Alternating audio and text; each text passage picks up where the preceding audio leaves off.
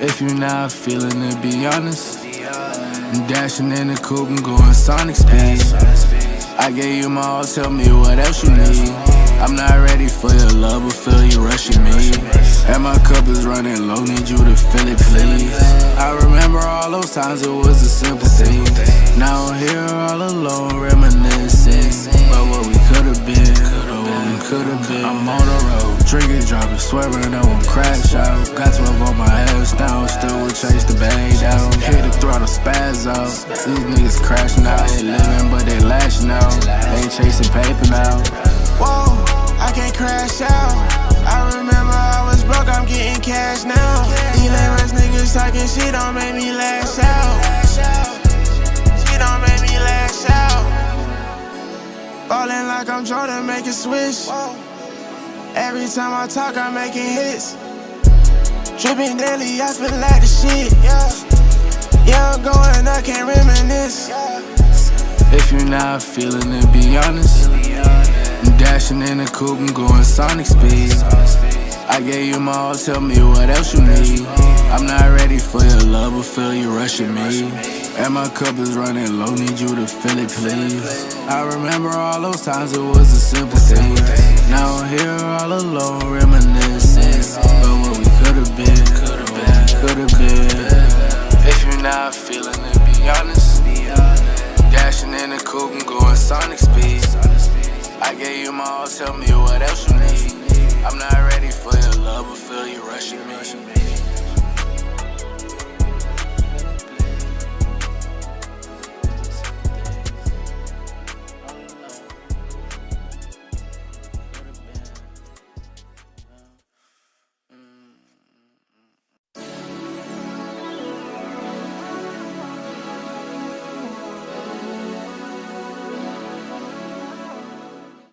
Yo, what's good? Welcome back. Welcome to episode 20 of the Poneglyph Podcast, where we decode the world of One Piece and anime, one poneglyph at a time. I'm your host, Jay, aka Milky Way Jay, back here with my co-host, Jai. How you feeling, bro? Yo, welcome back, guys. I'm back. Welcome me back. It's been a couple weeks. Welcome. I'm thrilled to get back to it. Yeah, me too, man. Excited to have Work you back. had me cooked. New job and shit like that. Cooked. But we're back. Yeah, man. Hey, as long as you get into the money, you know, that's all that matters. We here, and hey, it gave us time to build up. Some of these weeks we're slow. We were getting chapters back-to-back weeks, but some of them were kind of slow, and now we're on a break week, so we're just gonna kind of hit the past 4 chapters. So let's get into the rundown of today's episode. We will start off with some anime world news. We got a good amount to talk about. Some I did decide to leave out, and we'll talk about on a further episode because they're like future news, so it doesn't really pertain to this episode. And we do have a lot of One Piece news sprinkled in there. And then we're gonna get straight into our Manga Mania segment right after that, and we're pretty much just gonna rock out with that for the remainder of the episode, because we will be covering chapters 1171 through 1174, which released last week. Jai, how you feeling? Give me your thoughts on today's episode. You excited? A lot to cover. And I've been out of the loop, so I'm trying to see what all this news is talking about. Yeah. There was a few points in there that I left. I even talked to Snow about it in our episode, but I wanted to hear your thoughts on some of these things. And yeah, we got a lot of manga to talk about as well, so I'm excited. Make sure, if y'all are here live with us, to leave a like before y'all leave. And if y'all are catching us on the VOD, coming back, tapping in with us, leave a like, subscribe if y'all are new and y'all are rocking with us.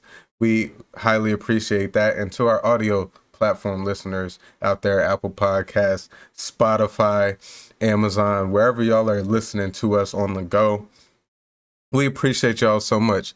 give us a 5-star rating and leave us a good review and wherever you're listening to us, and we'll make sure to respond to y'all, and it helps us get on these algorithms. We appreciate y'all so much. Well, without further ado, I think let's get into this anime world news. We got a lot to talk about. All right, first things first. According to reports, Jujutsu Kaisen Season 3 director Shotsu Shozono, they call him Goso, I apologize if I butchered that, has reportedly left MAPPA after completing Season 3 Part 1.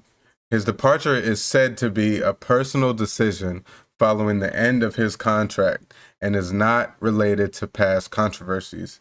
He is rumored not to be directing Core 2.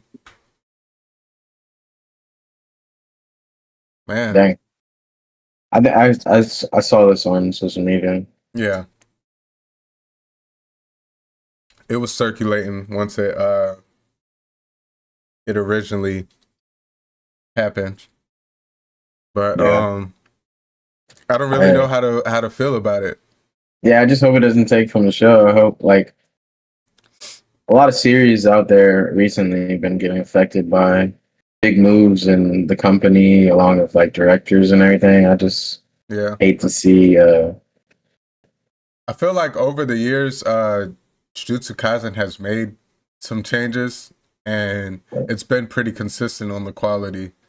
So I really hope this has no effect, and because I still think MAPPA has the production rights and stuff, so I don't think anything. I just think it's directly with the director. So yeah, maybe it's as simple as replacing directors, and as long as he can steer the ship, you know, it'll be good. Yeah, that's what I'm hoping for, at least. But hate to see him go though. Yeah, wish him the best. You know, we don't know the full details about the departure, but wish both parties the best. They've given us some really good work. Yeah, peak, for sure. But hey, we'll see how that affects part 2 of season 3. The Detective Conan anime has officially had a temporary casting change for one of its most iconic characters. Akemi Okumura, best known as the voice of Nami, will step in as the new voice of Ran Mori. This comes as a long-time Ran voice actress, Wakanda Yamazaki. These Japanese names, they always get me. She will be taking a break due to health-related reasons. So we're seeing this come up a lot, where, you know, voice actors, mangakas. I mean, health is a part of life, and you know, it just shows us that everyone's human. Yeah. I don't know the ages of some of these people, but like, what's up with the health in Japan with like all the celebs? They are an older population for sure. Yeah, because they do be trying to get, you know, people to come over and start populating and stuff. I've seen. I think this is. I feel like this is just like just what it is out there, bro. Dang. I hope all is well and maybe a return, but that's tough. I'm not familiar with the Detective Conan anime. Nah. Mm-hmm. But I've seen it come up on social media. I read comment sections a lot, even for stuff I'm not tapped in with, just to see what people talk about. Yeah. And for this anime, people have spoke highly of the show as a whole, and I believe that's a pretty main character of the show. So I don't know. take what you will with that. But Yeah. if y'all anyone out there in our community, if y'all are Detective Conan advocates, let us know what it's about, how it is. I mean, I'm a little bit familiar with Detective Conan as a entity, but not too versed. So y'all let us know if it's worth a watch, and if we know how good of a voice actress she is with Nami. Do they like try to find a similar voice actor, or like they just go whoever just do an audition, and if it sounds half decent, they just I mean, well, with my knowledge of like the top skilled voice actors and actresses, they can, kind of mimic in a way. type shit. So I guess they just find what's most accurate to what they're looking for. I don't know. And if y'all are Detective Conan anime watchers and y'all, watch when that split happens, let us know if there's a noticeable change. But what I was gonna say real quick, all these people getting sick in Japan, it's like, or not sick, I won't necessarily just call it sick, but health related, to where these people have to step down and stuff. I know some people, everyone, may just have a surgery, they may have to sit out for a few months or something like that. But for some of these people to like take long breaks and have to like, the way they word it, it's just like, why are all these serious? How is it always this serious to where these people need to stop what they're doing? It's just a little bit of a concern for me. I'm not trying to for sure downplay it or anything, but it's especially this being their work, Yeah. Nobody can go too long. I mean, hey, and the checks is like that out there, boy. Hey. But gotta be just taking as much time off as you need. Hey, for your health. Oh yeah, for sure. I'm for that. Any country, anywhere in the world, like get your rest. Heal up before going back to work, because work is 9 times out of 10 is always going to be some sort of stressor. No matter how much you love your job, you're going to feel stressed to like production has to be there for any for the money to be steady. We'll just say that. So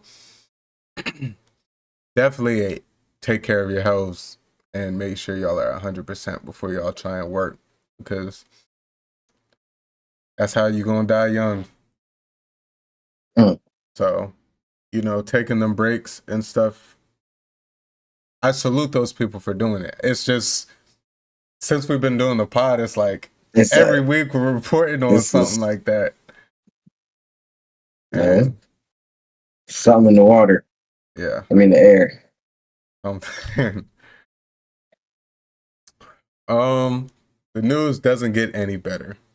This is a little bit dated now, but I think it's still appropriate for us to talk about, especially on this pod. But condolences, rest in peace to Masaru Ikeda, the iconic wisdom and emotion to Neko Mamushi. And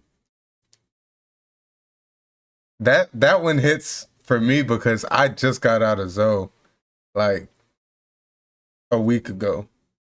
I'm fresh in the whole cake of my rewatch. So, he had this whole introduction and everything, and then how he took care of the Straw Hats and tried to protect Sanji and all that. And it was just it's just fresh. And I seen this news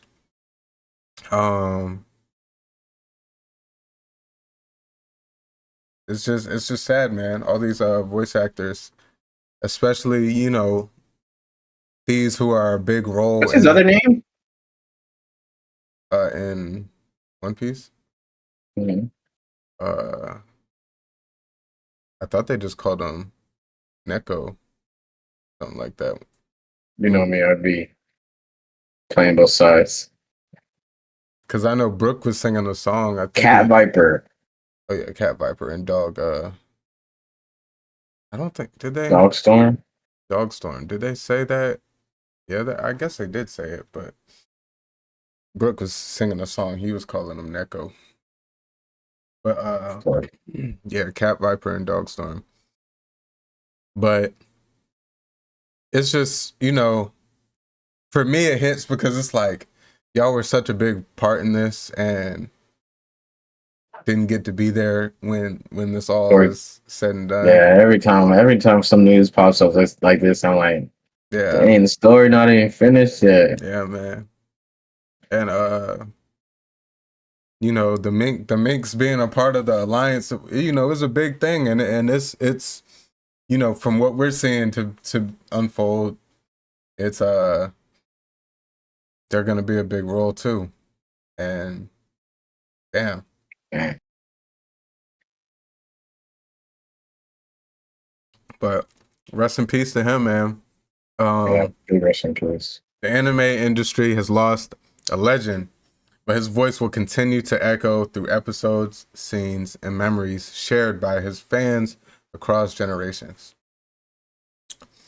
So, condolences to his family, and you know, he's always a loved character, just for his role. So, and I'm sure he's had other voice acting roles in other animes that we love. This is just the one that it stuck out to me because, like I said, I was just in Zoe, and I just, you know, his introduction, I was just reintroduced to him. So yeah. Tite Kubo just dropped a major reveal about the ending of Bleach 1,000-Year Blood War. He confirmed that he is personally designing a brand new anime original character for the final core. This character will only appear in the last episodes of Core 4, which is currently expected around July 2026. So he's gonna pretty much give us I seen like a statement that he said, and he was like, my idea for this is just to shock the fans with the character that they did not see in the manga, pretty much. I don't know what that means. I don't know if he's gonna try and hint something to extend it more. I don't know, but because the manga's finished. He said he's given us a anime original character that he's designing, and it will be in the last episode or last episodes. So, Cool.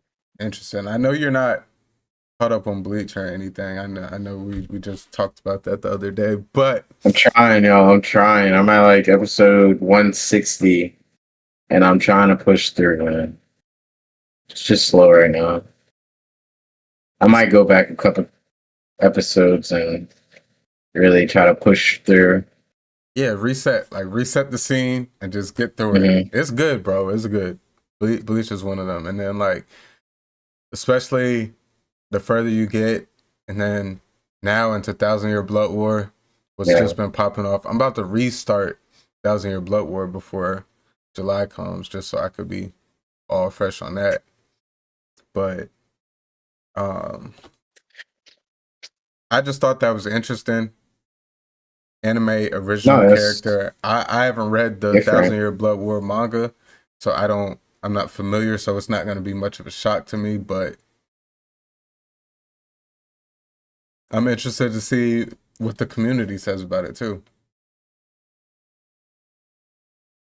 I wonder if there's going to be like a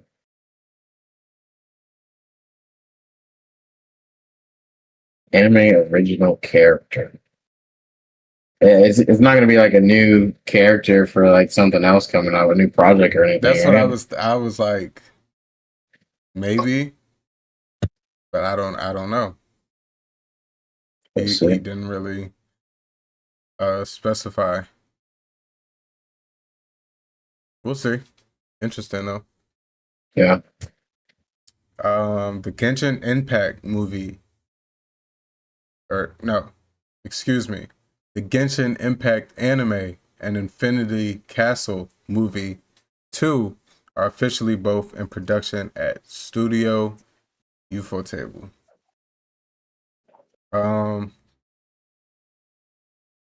My little sister has played that game, and that's how I already know. Genshin Impact. Okay. Both well loved. I mean, I'm not familiar with Genshin Impact as much. I know it's kind of like Gungans and stuff, right? Gundams, whatever you call them. Mecha. I wouldn't even know. Huh? It's not mecha, like Wait. What's that? Whoa! Wait, what? I missed something. I don't know. hold on, let me. It's like little characters. This man said little And they be characters. like fighting in the wild and stuff. Is it? Yeah, it's like they be like fighting characters on trails and stuff every time I see it. They probably got boss battles in that bit or something. I have no clue about Genshin. Oh, maybe you're right. I don't know either. That just goes to say, okay, it looks like you're right. I mean, I see a little a bird creature here in this. Okay, interesting. I thought it was like mecha suits, like Gundam, whatever they're called. I'm tweaking. I was wrong. I was just wrong. Nah, but that's, I wouldn't expect a movie to come from that game. No. I mean, it's an anime. It's an anime as well. Wow. I wonder if my sister. I gotta ask her about that. If she's watched it too. Yeah, so I don't know nothing about that. If y'all are fans, put us on, or at least inform us. But Infinity Castle, the second movie, will obviously be highly anticipated based off of what the first one did and the Yeah. stage that was set for the second one. Definitely going to do bigger numbers than the last one. You think? Yeah, based on what's supposed to, like, the stage that is set, like the first one was like baby, child's play. Okay. Type. The hero of my hero. My reading is so off today, bro. I'm tweaking, bro. The creator of My Hero Academia. The creator of My Hero Academia. It's been a minute, bro. You ain't been here in a minute, bro. I'm nervous. Dang. The creator of My Hero Academia revealed in a fan Q&A that he never liked the iconic Plus Ultra catchphrase. According to him, he even asked the anime and the anime production team to tone it down or remove it. But they chose to keep it in for marketing and branding purposes. That's he says that a lot or something. Yeah, Plus Ultra is kind of just like a motto at this point. And yeah, it's used a lot in My Hero. And I guess the creator never messed with it for real. No. But he created it. Yeah, he created it and they probably just spamming it. Yeah, they were definitely spamming They probably put it. on shirts and shit, all Yeah. that stuff. I guess he meant it just to be like a subtle part of the like show, and then now They ran with it, boy. Yeah. Hey. Money is hell of a motivator, huh? Boy, what? Oh, But it's kind of foul.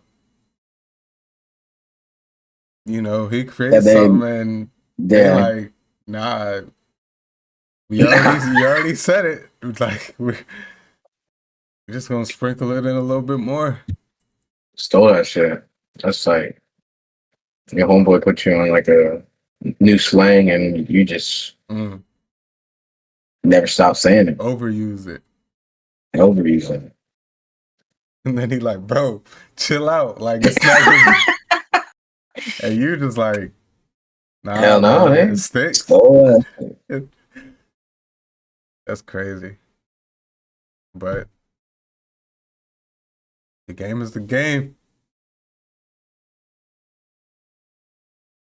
Amazon Prime wants to dethrone Crunchyroll and Netflix to become the #1 anime streaming service. Oh my gosh. The Amazon Video vice president says, given that we are the home for the best anime in Japan, we want to become the preferred destination for anime content globally too.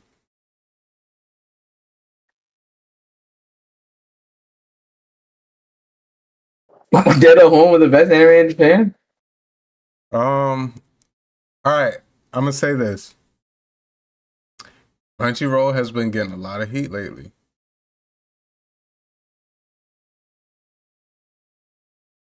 Crunchyroll is tough. I can't lie. They just Like in a rough way. And I noticed the bill went up. I noticed the bill went up too. It's got a lot on there. That was the best thing always about it. It's just got a lot of variety, in my opinion.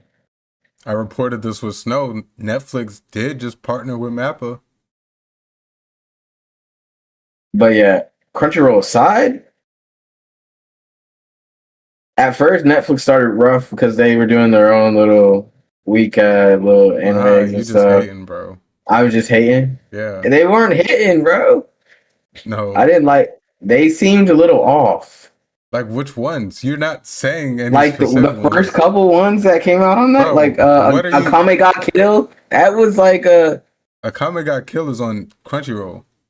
It's on Crunchyroll. It's not bro. It's not a Netflix original. I first seen it on Netflix. Just because it was on Netflix, Akame got killed is goated. So I'm just saying that's why I thought it was a Netflix thing. I love Akame got killed. You love a lot of shit. Akame got killed is like on some Game of Thrones stuff in terms of like everybody you meet in the beginning. There's only like 2 or 3 standing at the end, bro. But Netflix got them bangers now on there now. Now One Piece is on. What are you talking about? One Piece is on Netflix now. That's how I get everybody watching now. Netflix been having it's bangers. That's what I'm saying. They got everything. Cyberpunk, Castlevania. They've been having Baki on there. Record of Ragnarok. Vinland. Vinland's on Netflix. I didn't know that. Mm-hmm. I watched Vinland on Prime. I ain't locked back in on Prime. I think there's some shows I'm missing out on. 7 Deadly Sins. Netflix banger. And that's been on Netflix. That was like the best one on there for a long time, probably. I mean, they got Hunter x Hunter on Netflix now. When Cyberpunk came out. I haven't watched it. What else? What else is Netflix original? Death Note. Fullmetal Alchemist. Death Note's not exclusive. I don't know.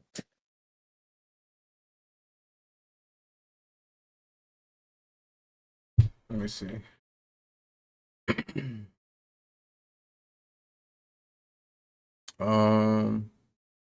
Does Prime really have everything over there? I haven't been on Prime until long. Castlevania. I love Castlevania.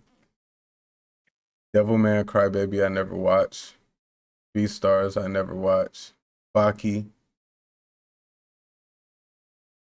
I don't know what that is. Never watched that. Blue Eye Samurai. Oh my god. Fire.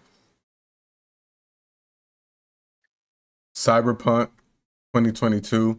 Fire. Vinland Saga. I didn't even know they had that John on Netflix. Where'd you watch it? Prime. You really watch Vinland on Prime? Yes. You have like Prime TV or something? Like it would Prime Video, I guess. I don't know. I did not watch it on Netflix. I put that on everything I love.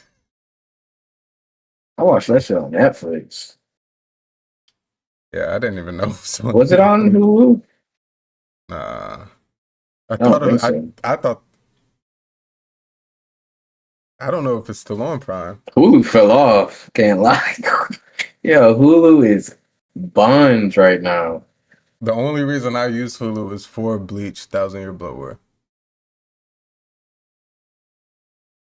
I think that's why I watched Bleach. Yeah, I watched Bleach on Hulu. Yeah, Vinland Saga on Netflix. I mean, on Amazon Prime. That's where I watched it. I didn't even know it was on anything else, to be honest. All right, let's move on. Yeah. Rumors are heating up that Adam Sandler has been cast as Kizaru in the One Piece Netflix live action. And now, alleged leaked set photos are adding fuel to the fire. While neither Netflix nor the production team has confirmed the casting, the photos have made speculation feel more real. So, I got two things on this. Talk to me. It was either they get Adam or they get that dude from the Kizaru meme. Yes. So I'm glad they moved in the right direction there, and that's like their biggest, probably, well, for sure their biggest headline actor they got now. Yeah, because he's signed with Netflix, correct? Probably. I think all his movies come out on Netflix. Like every time I turn on Netflix, it's a new Adam Sandler movie, bro. I swear. Adam Sandler or Kevin Hart. So, but now they got Adam. I don't want to. Come on. All these other, they gotta go. Bro. They gotta cast the right. Bro, I sent in the group chat the other day, bro. The casting's not that bad right now, bro. Casting is trash. No, it's not. But but when Adam comes on, we up from here. They gotta hire. They got hire. I know there are high tier artists out there who want a role in One Piece, bro. They gotta make it happen. Bro, stop acting like even if they take a pay cut. Bro. Even if they take a pay cut. Why does everybody have to be someone that you know? Bro, we're talking about One Piece. I understand that, but any other... This has to be good. They ruining it right now. You see Sanji on that bit? They're not. You see Luffy. Luffy does not look like that. Bro, it's not that bad, bro. Don't make me get started on Zoro, bro. That one kills me. Who can you find that looks like Zoro, bro? You trying to find a bunch of white dudes? No.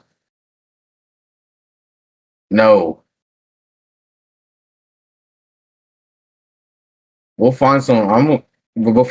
For next episode, I'll have someone pulled up for Zoro. You gotta come with more than that, bro.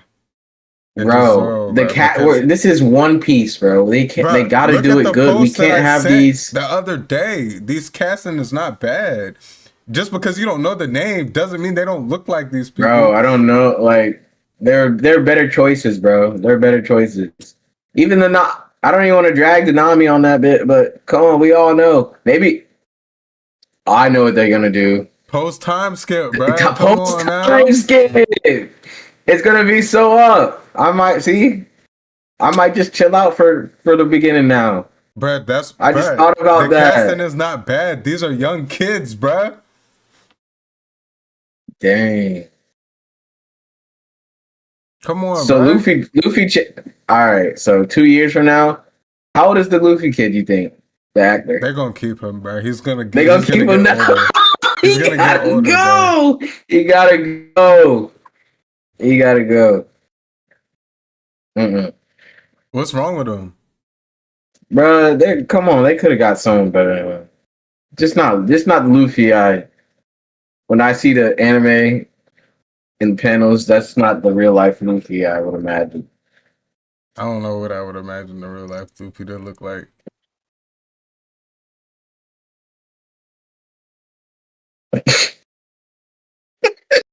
It's close enough. I He's love supposed this to be shit. with Brazilian descent. Oh my god.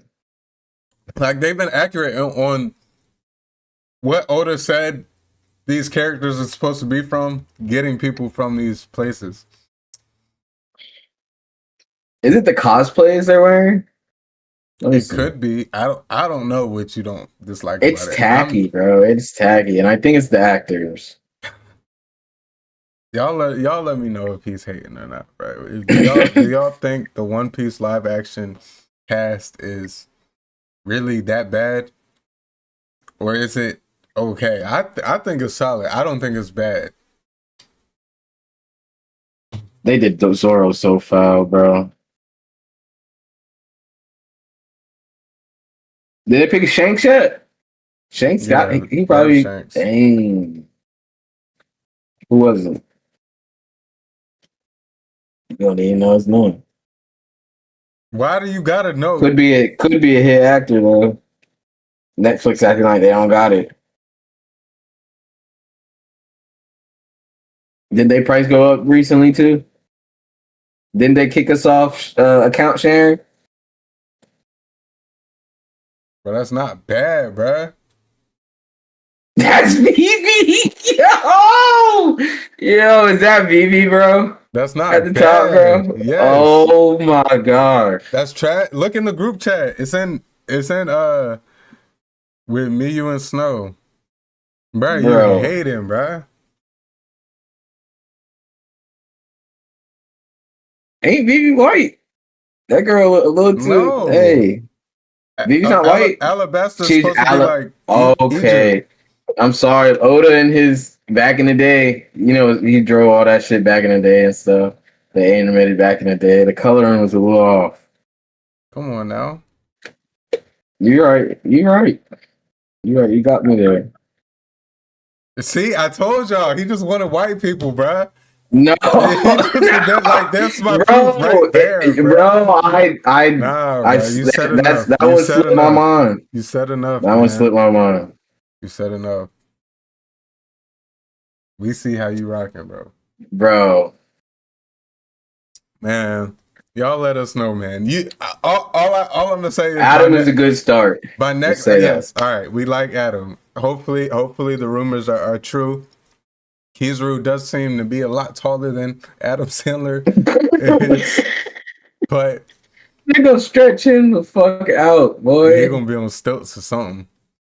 But I think he can pull off Kizaru's personality very well. I love Kizaru personally, like his attitude about everything, his nonchalantness, and his like. I thought that was my dog. It's a bird outside my window.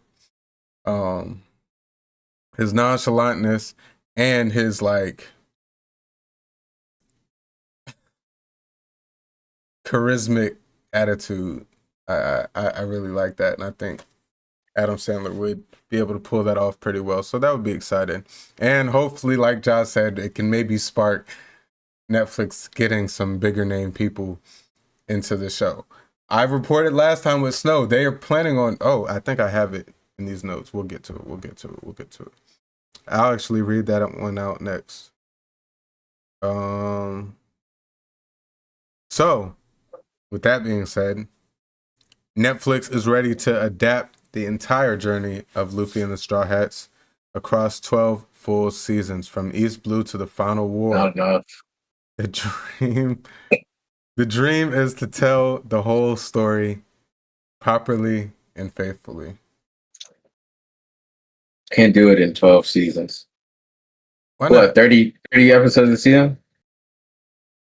Why not? They're already in Alabasta. Or no, they're not in They're Alabasta gonna do yet. it like, They're what's it gonna get called? to Alabasta. They're going through Drum They're Island doing and like One Alabasta. Piece. They blitzing faster than One Piece. Yeah. Oh, how the fuck they get to Drum Island already? Did they? What's it called? They seen uh cutting chest. What's Huh? dang? How I forget his name? The dude on the island with the animals and he's stuck in the chest. Gaiman? Gaimon. Did they see Gaimon in that bit? I still haven't watched it. I think he's in coming up. That shit's hilarious. Yeah, but they're blitzing. Cause they're gonna see Dorian Bragi. He got previewed in the Mm-hmm. they got previewed. Dang, boy, they flew. Yeah, 12 They seasons. flew. They're going probably by season. You gotta think probably by season 5, season 6 is gonna be Marine for it. The way they move is season 3. 5. Nah, season 5. I mean, that's around 500, right? Anyway, Yeah. It'll be interesting though, but wonder who they cast for Vegapunk. they got so much to cast. Like they have so many characters to cast. Good. We love a big cast. Yes, but we can't hate when they don't get big names for everybody. No, for sure. I won't hate. We all have of to them. appreciate the gems like Adam Sandler when we can get them. Hey, they got all my. They got it all. You know, the main cast is not going to always be that. Adam Sandler's going to be in a few scenes. It'll be worth it though. It will be. It'll be worth it. So I think that's They what got we like need to appreciate. surprises. Like I think if they go about it how they go, like they got surprises with a banger of main characters. You know what I'm saying? Like a Keezer. Yeah, like the Kaidos, White like Beards. Garp gonna go crazy. I think Can't Garp's lie. we already seen Garp. I think. I don't 100% know. I don't 100% know. Because Garp's after Alabasta, right? When he pulls up on them and tells them that's about like Dragon and stuff. Yeah. That's right after, or right before. No, that's right after. After. They go straight into Alabasta. Yeah. Crocodile got leaked. He out. He dead. They clapped him. The live action hasn't come out yet. Okay, yeah. They might Crocodile. Who?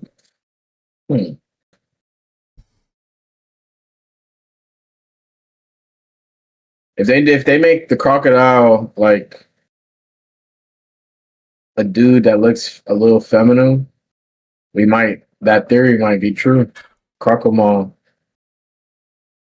They can't make Crocodile look feminine, bro, because Crocodile don't look feminine in the.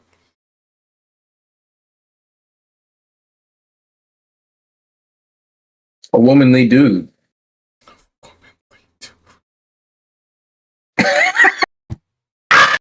I'm not talking about shit. I don't even want to poke around and ask what the hell are you talking about, bro. We just gonna move on.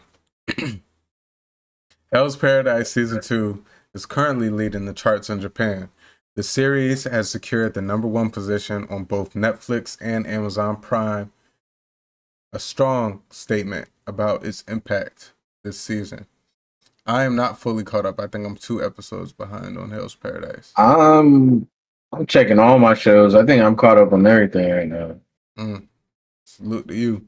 I've been blitzing through this One Piece, so like I have been putting aside some episodes here and there, but I'm within 1-2 weeks on all my shows. I think I think it's over for now. Hell's Paradise?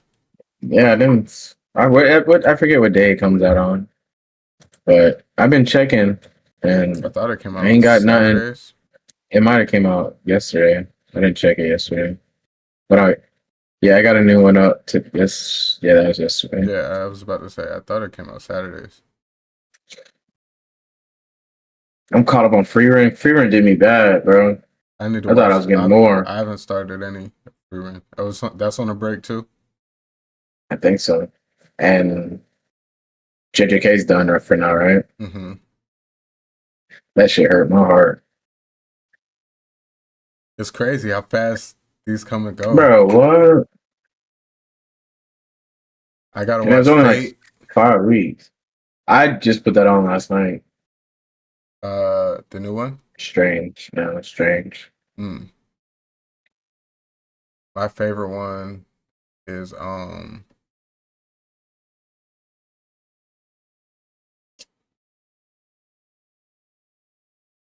I forget it. I forget which one. I don't know. I just seen a list of them yesterday.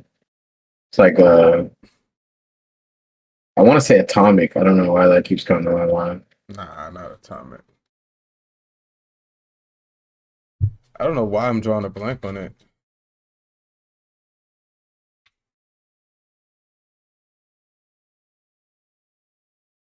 Unlimited.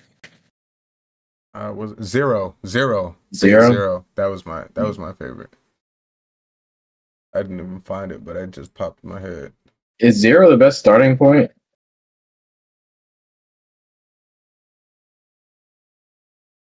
I'd say yes. I think so. I don't know the original starting point. I started with Zero, then I watched Stay Night, then Unlimited, I think. Yeah. I don't officially know the full watching order. I'm not. I didn't watch like an episode. I think I watched like some intro to it or whatever. I was kind of lost. Is it an isekai? No. Oh. Okay.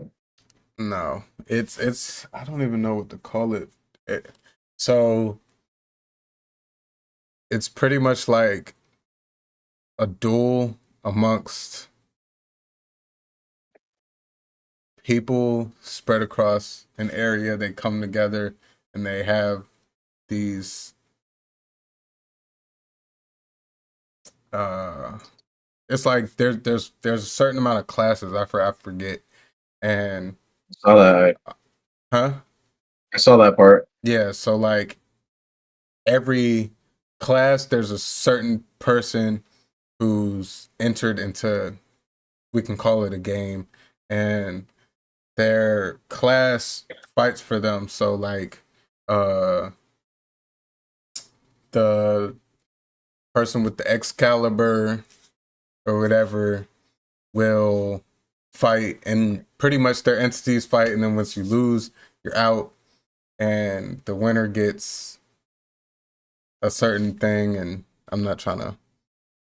Gotcha. So it's not an isekai, but some of the They started talking about classes and stuff. I was like, is this like a isekai? Is someone like coming into this world or something right now? Or I don't even know how to explain it. It's been so long too for when I watched the original. It was all probably like 2018, 2019, and I haven't seen it since. But yeah, it's pretty good. I gotta tap in with that. Rerun. I haven't watched the new season yet.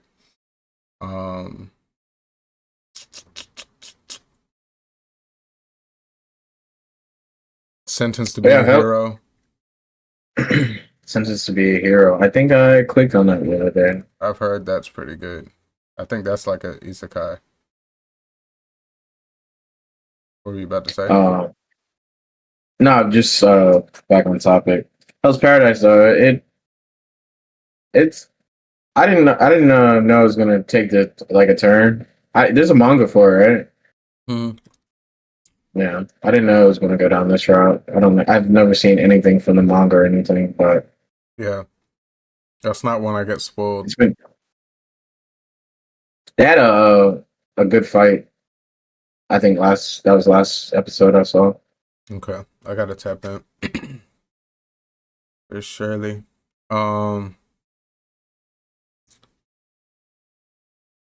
One Piece Heroines anime adaptation has been officially confirmed to premiere on July 5th. This special project will focus on the unique side stories of the series' iconic women, starting with a spotlight on Nami and featuring Nico Robin in the original segment. The project is in great hands with director Harris Kamatani and scriptwriter Momoko Toyota, who recently won over fans with the critically acclaimed One Piece fan letter special. They just what you thinking? What is this adaptation? Like side quests? Unique side stories on the series' iconic women. Is this just another grab for fan service? Yeah, it looks like it. Because we know how Oda draw the women. Yeah, hey, that's where my head first went. And now we getting a series specifically revolving around them. And summer coming up. Interesting. But I'm gonna check it out for I hear the One Piece dogs barking.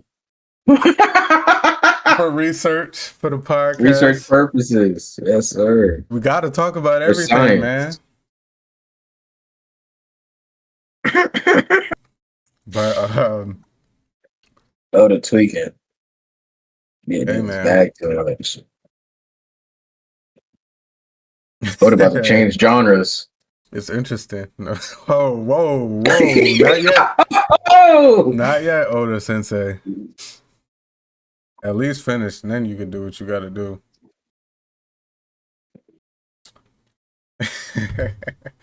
All right, last but not least for our Anime World News segment. One Piece anime staff members gathered for a full capacity meeting, including producers, directors, animators, and even the sound team, to discuss the Elbaph art. They shared their goal of creating something truly enjoyable, turning Elbaph into a complete animated experience for every fan. If that don't get you hype, I don't know what does, man. They even got the sound people meeting. They serious. I hope everybody got their words across. I hope it was a long 5-hour meeting. And each team was able to say what they needed to say about, their goals and what they want. Yeah, we can only hope. I'm ready for it, man. They're gonna Elbaph is gonna be like it's probably gonna be like that whole Maki fight. I hope so.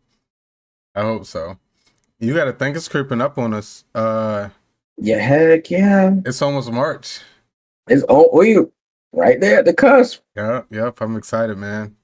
I'm excited. We're gonna be back in action on the podcast, reacting to hopefully Yonko level episodes every week. Definitely. It's out weekly. Yeah, when it comes back, it'll be weekly for 6 weeks? Okay. I believe 6 weeks. So, gonna be exciting. Yeah, man. That'll wrap up our Anime World News segment, though. Make sure y'all like the stream if y'all are here with us live, and if y'all are catching the vibe with us, smash that like button as well. If y'all are new to the channel and to the podcast, and this is your first time rocking with us, welcome, and subscribe to the channel and rock with us over here. And if y'all are checking us out on the audio platforms, Apple Pod, Spotify, YouTube Music, Amazon Music, wherever y'all are listening to us on the go, We appreciate y'all. Give us a 5-star rating and a fire review. We'll make sure to get back to y'all. And check us out on our socials as well. Instagram, TikTok, and we also be posting YouTube shorts as well. And we like to get the short form content out there. We get a lot of interaction and engagement from y'all, and we appreciate y'all so much for it. We will now be rolling into our next segment, Manga Mania, where we will be covering chapters 1171, 1172, 1173, and 1174. And the way we will do this, I have everything, a brief rundown of each chapter, highlighting the main parts of each section. And after each chapter, Ja will give his rundown and stuff, and I'll kind of just throw in my feedback where, and if there's anything specific that I had pointed out that Ja doesn't cover, I'll throw that in at the end, and then we will move on to the next chapter from that.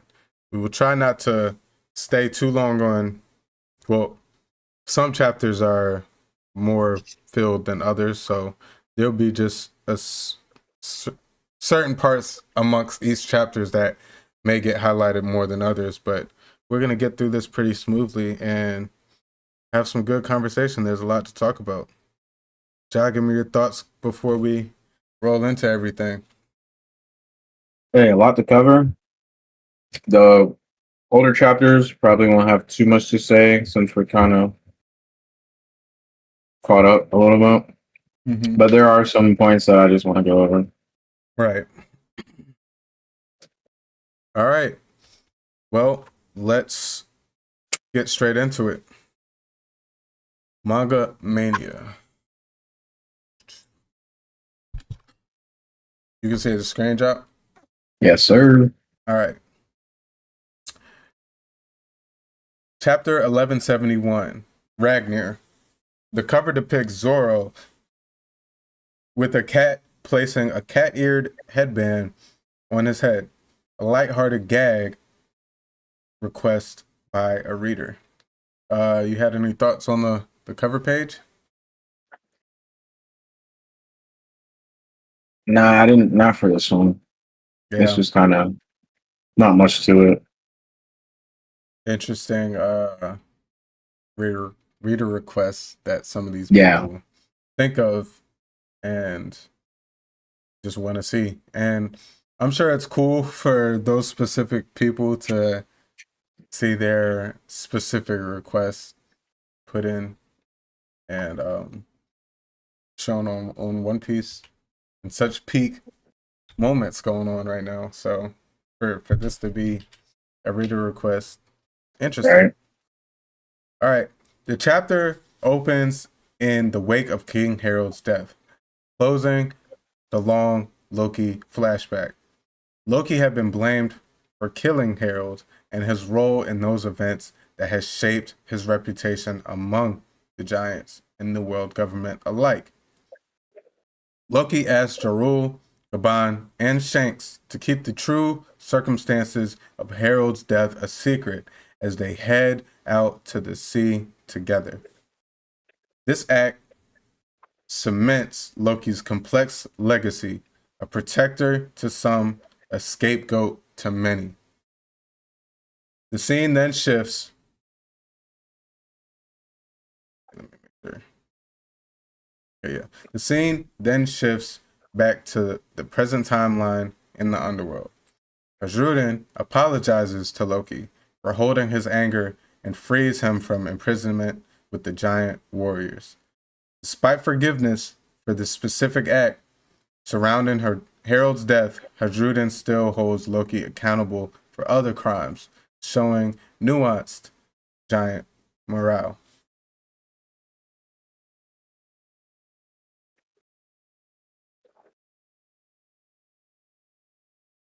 Am I on the right page? For this. I'm just reading my notes. You're good. Okay. Well, we could go through the page when you talk. Yeah. We'll just go through my notes. The scene shifts back to the present timeline in the underworld. I just read that. Despite forgiveness for the specific acts surrounding Harald's death, Hadrudin still holds Loki accountable for other crimes. I just read that too. I'm tweaking. I didn't scroll down. The surviving giant guards, including Jarul and Gaban, apologize as well and reconcile with Loki. There's a palpable sense that old wounds are beginning to heal, and the focus turns back to the present struggle. A Draugr skeleton monster suddenly crashes into the underworld area, interrupting the conversation. This creature is connected to the MMA threats caused by Killingham's powers earlier in the arc.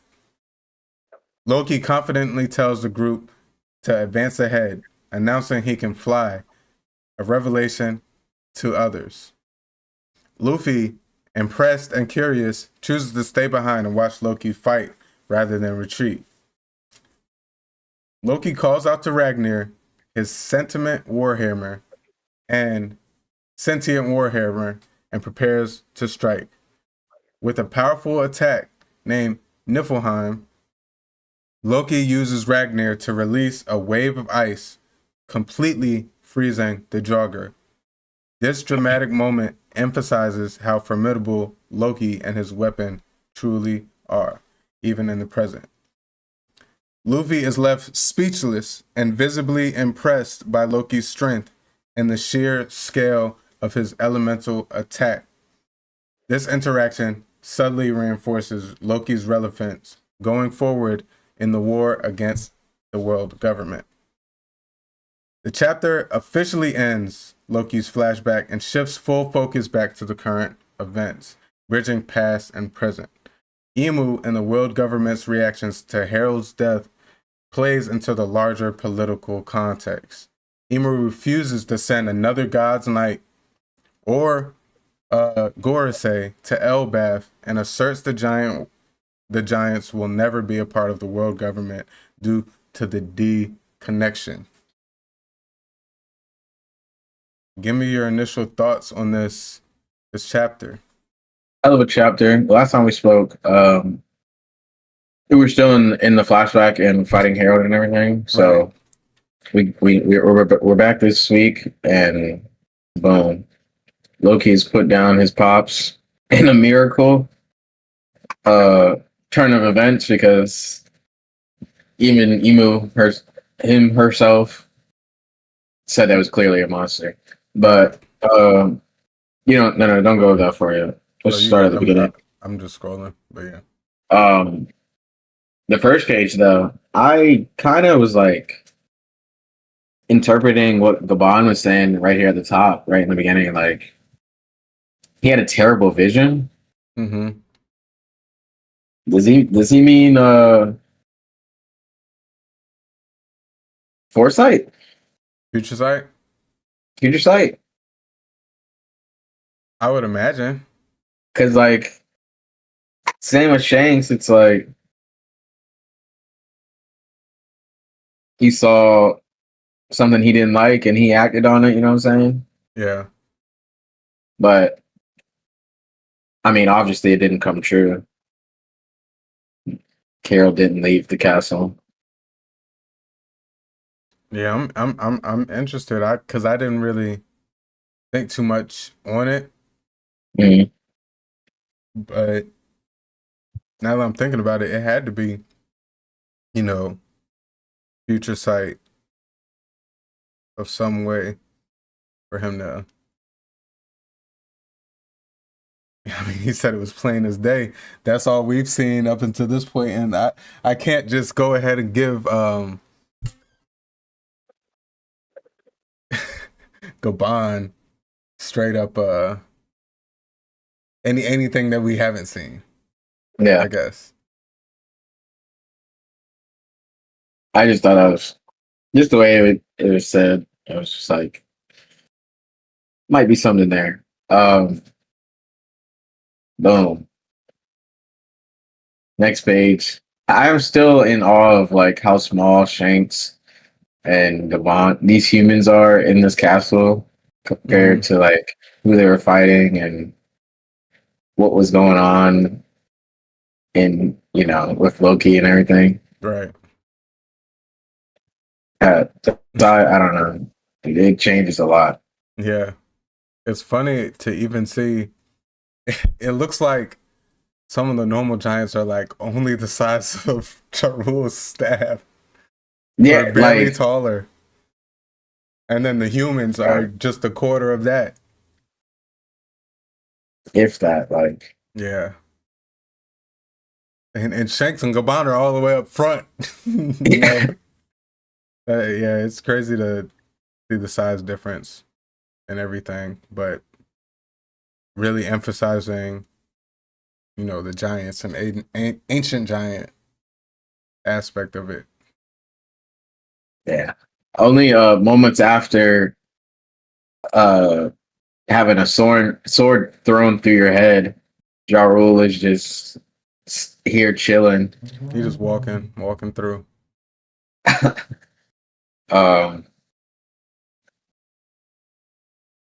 Another point, like Shanks and Gabon are here. Like Shanks instantly went into how much he freaking hates that he even went to the Holy Land and stuff like that.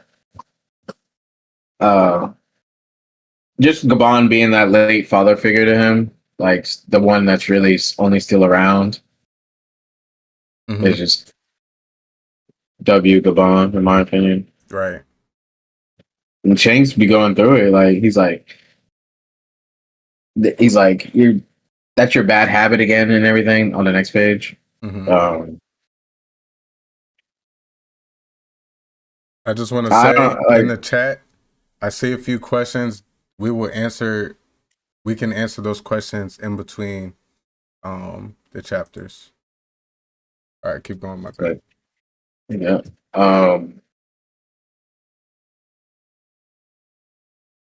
Yeah, it's he has a lot on it. He puts a lot on his shoulders with just even being a celestial. Like even though like he wasn't born there, he didn't grow up there, just the fact that he's a celestial, he spent time there to do a little recon and everything. He like really hates his race for his lineage, I guess you'd say. From the outside in, I wouldn't think he would care that much, but yeah. Then we're I like that about Shanks' character, though. It adds a little bit more purpose and insight to how he is now as an adult, because now we don't really see that side of him. We see the more like free pirate spirit, but like he's trying to keep the balance of power, seemingly, and it doesn't really seem like he has that much of a. Because even when we seen him in Marijua, when he walks up to the Gorosei, or we assume that's him. He doesn't really seem to have that blatant disgust of them. More so of like he just keeps it pushing. And to see that this was like a big part of his childhood and coming up as a pirate, and shaping him to how he is, I think it adds a little bit more meaning to how he is now. For sure. I didn't have much for this year, but I will say the art is super tough. Loki, we already know what happens. Put his pops down. That tattoo is tough. I cannot lie. Fire. Also, Shanks kind of has a little burden on his shoulder too, because he wanted to, try to save Harold. I will say about this panel we hear with Loki, brutal. Definitely Brutal. Crazy. Gonna be crazy animated. Yeah, For sure, because he did him so dirty that the body can't even be shown. He's covered up, and you can only imagine that that's what it took to defeat Harold in that state. Yeah. And at this point in time, us not even knowing what the devil fruit was and stuff, I just think it all adds to it. So, and just the weight on Loki too, and what he's had to deal with, losing his mom, that she did nothing but hate him. Mm-hmm. And he just wanted love, to be cared about, and he got that from someone else, his stepmom, and then she ends up dying from the people that your original mom was cool with and was from. And then you do all that, your dad's not even home, he's trying to do all this to fix the country, and fixing the country ends up making you having to be the one to deal the final blow to him.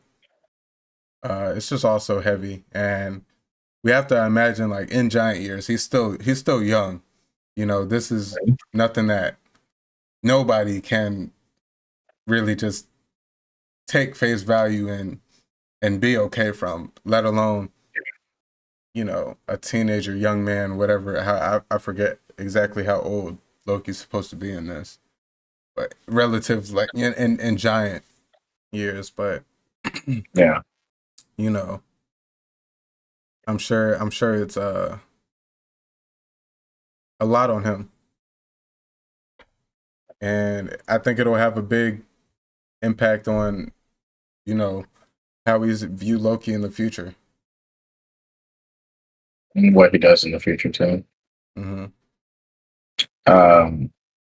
But yeah, after that we get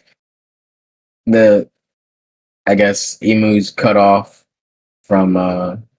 Receiving Harold, and she just goes to glazing, boy.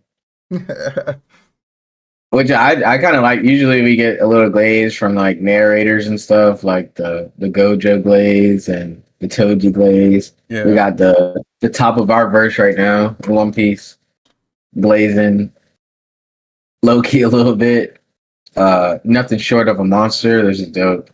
I can't wait to see this conversation, especially if they're in person, in front of Emu at the throne. This is like a moment for sure. Yeah. My thing was, it was glazed, but I think she whatever was glazing himself too, because he's adding on the mark that I gave him. Made him a monster, but definitely, it's the point alone, and he was like, we can't send nobody. If they were able to take him out, there's no point in sending nobody up there to investigate, because we don't know what took him out. And it's funny because nowadays, you see, they did send Shamrock and all that, but they waited for him to be locked up. I wonder if they knew, or like what. They had to have some. I wonder how. Well, Loki went out to the sea and stuff, so I'm sure they knew. Got news of Shanks wrapping them up, taking them home. Mm-hmm. But yeah, the elders and Emu go on. Being D. Yeah, that's huge. Boss. God damn.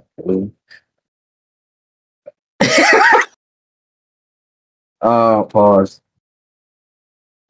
But yeah, we get some giant glaze also in that, and they kind of like struck out. Like, I feel like this is their first big loss right now. Like, they got Harold to boost him up so high, and their plan was going together so well, and then that was like one of their biggest wedges, besides like losing the Nika fruit.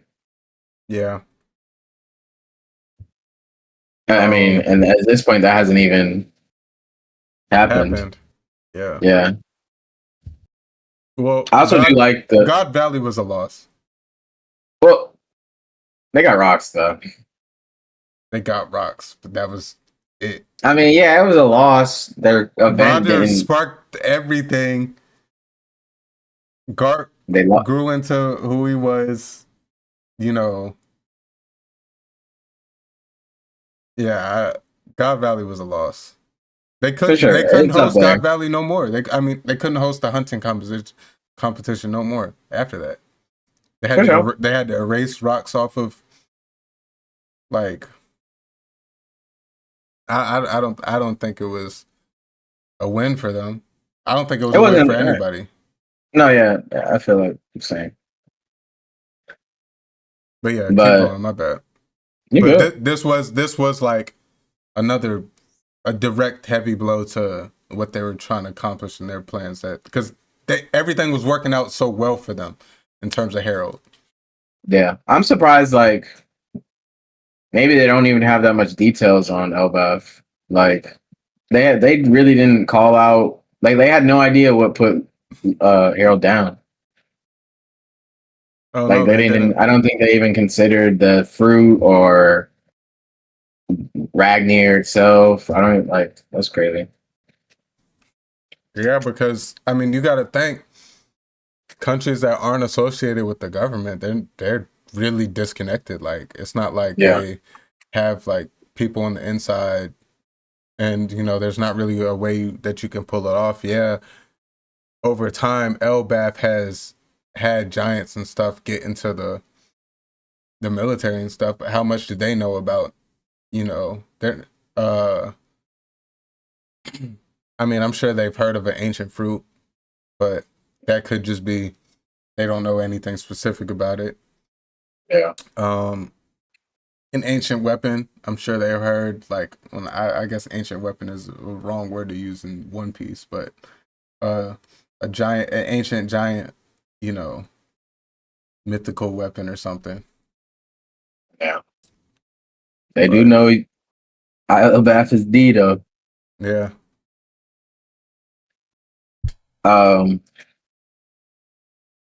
So yeah, where are we at now?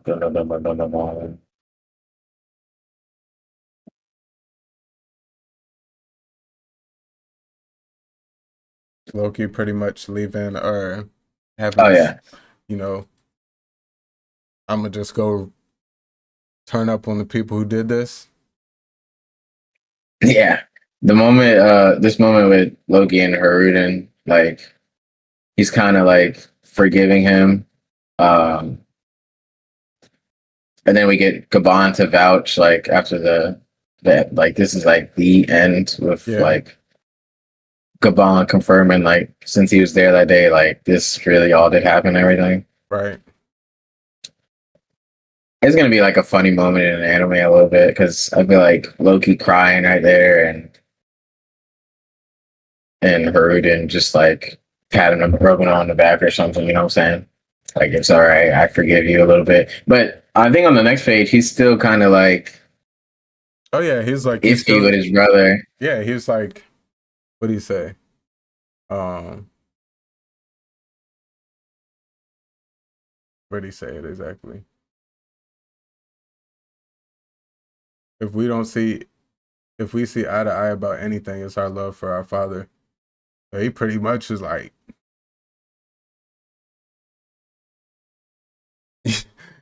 that's all we cool. You know, we love Pops, but that's all we cool about.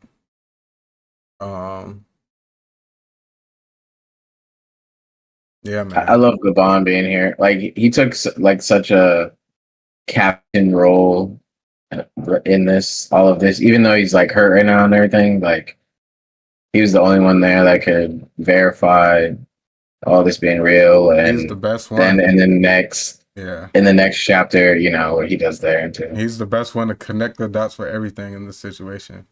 Facts. Chopper healed him up. He just so happened to, you know, if Chopper wasn't there, he might have been.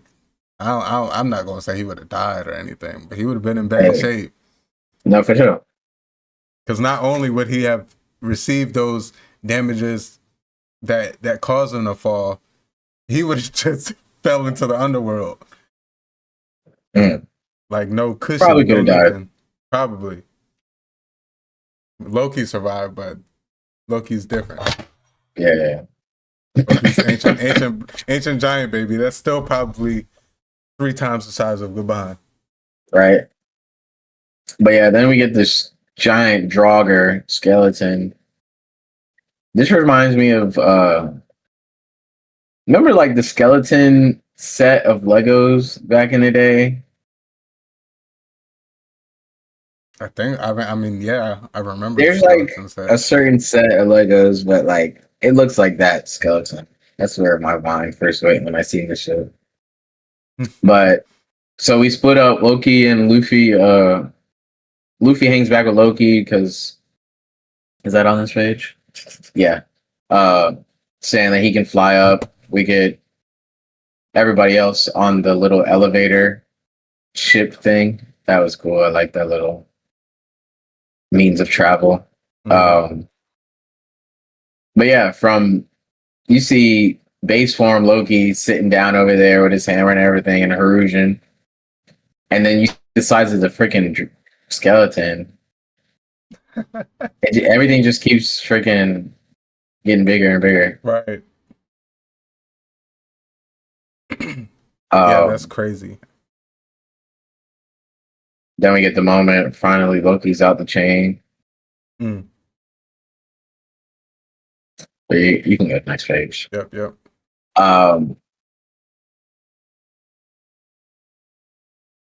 Seeing this first attack on that episode, I knowing like the episode's probably gonna end there and everything. God, bro. They better show this exact frame of Luffy at the bottom right there, reacting. So then, yeah, with the attack, we get the confirmation of it was an ice attack, right? Yeah.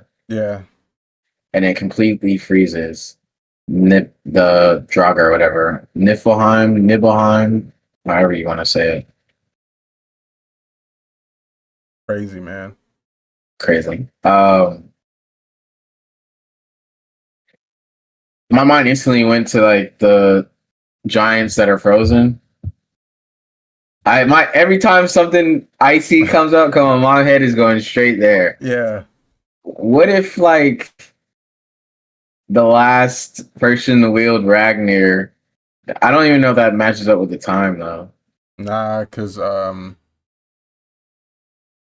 think with the way. How long did Ja Rule say those ancient giants were gone?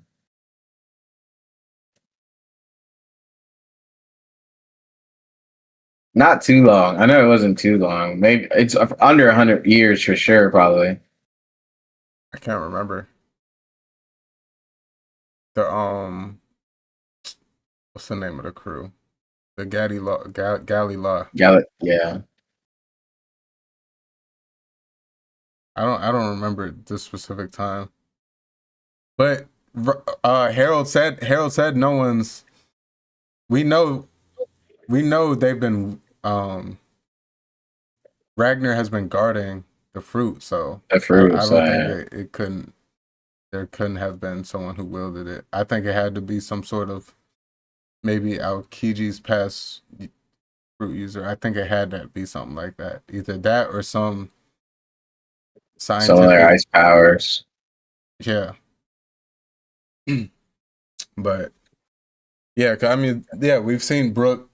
We've seen now we've seen Loki freeze, and then obviously we've seen the devil fruit and stuff. So and Nosjuro.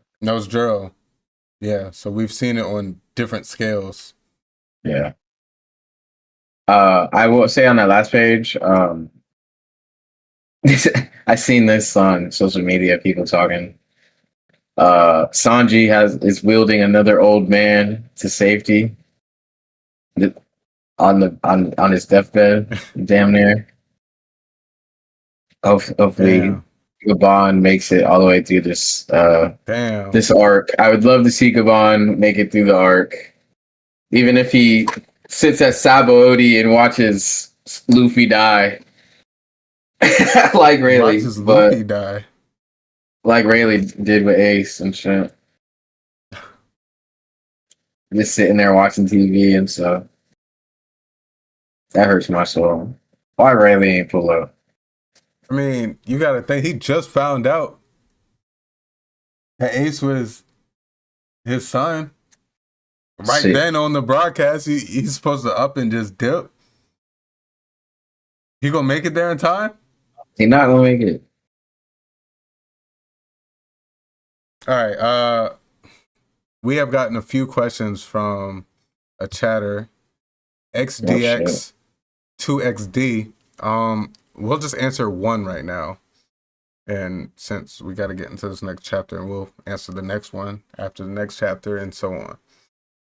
First question they asked is, what do you think about Davy D. Jones? You want to go first, or you want me to? No, go ahead. Just do it. Off the top of your dome, I'm gonna say mine after. Okay, well, there's not a lot to go off of right now. Obviously, we had Rox proclaiming that he was the original king of the world before Emu, and that name brings just as much fear into Emu as a name such as Joy Boy. We've seen Emu freak out over Joy Boy's name and presence. So Rox stating that was obviously very meaningful. But my thoughts on him, in terms of King of the World, I wonder, we know like how the ancient weapons have split or have causing the ocean to rise and whatnot. And I think there was some sort of, I think islands were more so like all one. And I think in kind of like a, is it Pangea? And a Pangea type thing, the world of One Piece got separated into what it is, multiple islands and whatnot. And I think probably when everything was still one, I'm sure, I believe Davy D. Jones was probably the figurehead or king of that said land or country if they were all one and whatnot.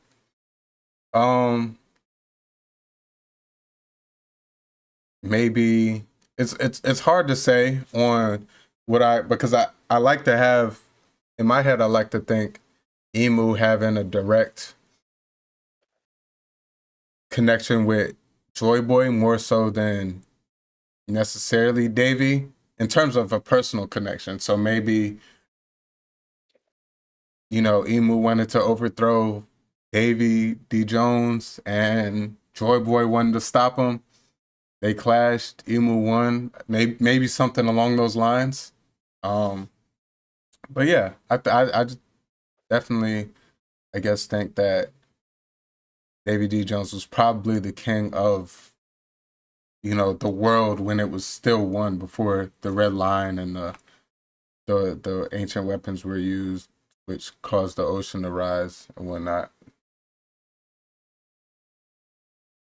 For sure. I'm along the same lines, really. I believe Davy Jones was the last king of the world, and the themes that we've been seeing through like Alabasta and what's the give me a second. The themes along all the kingdoms that we've gone across. Huh? Skypea? I don't know. No, the place with King Riku.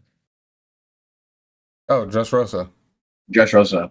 Like the themes where we see like the king has been overthrown in a certain way and stuff like that. I believe Emu was the one to take down Davy Jones and probably can condemn him to the abyss, right, or use him to do like something bad and dethrone him. The themes that we've seen across One Piece with kings and everything.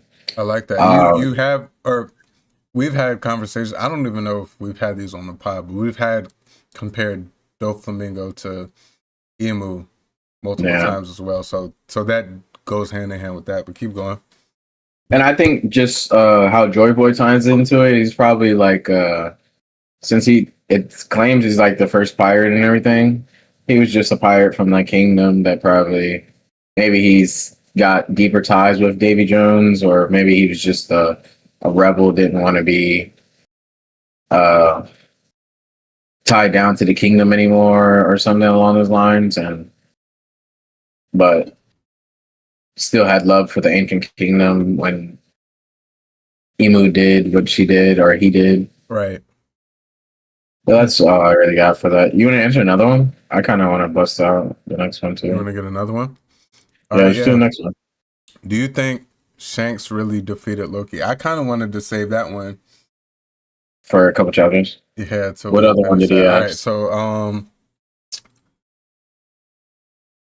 do you think? All right, I'll do this one. I think Rox wanted the Nika fruit, but instead ate the Yami because they look similar.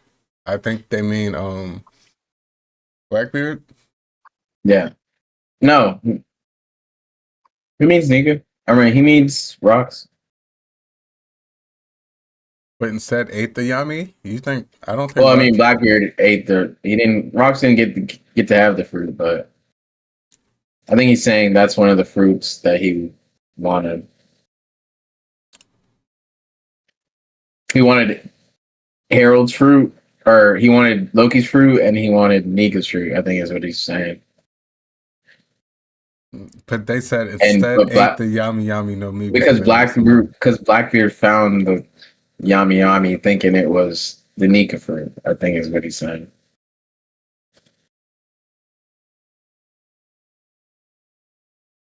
I don't know.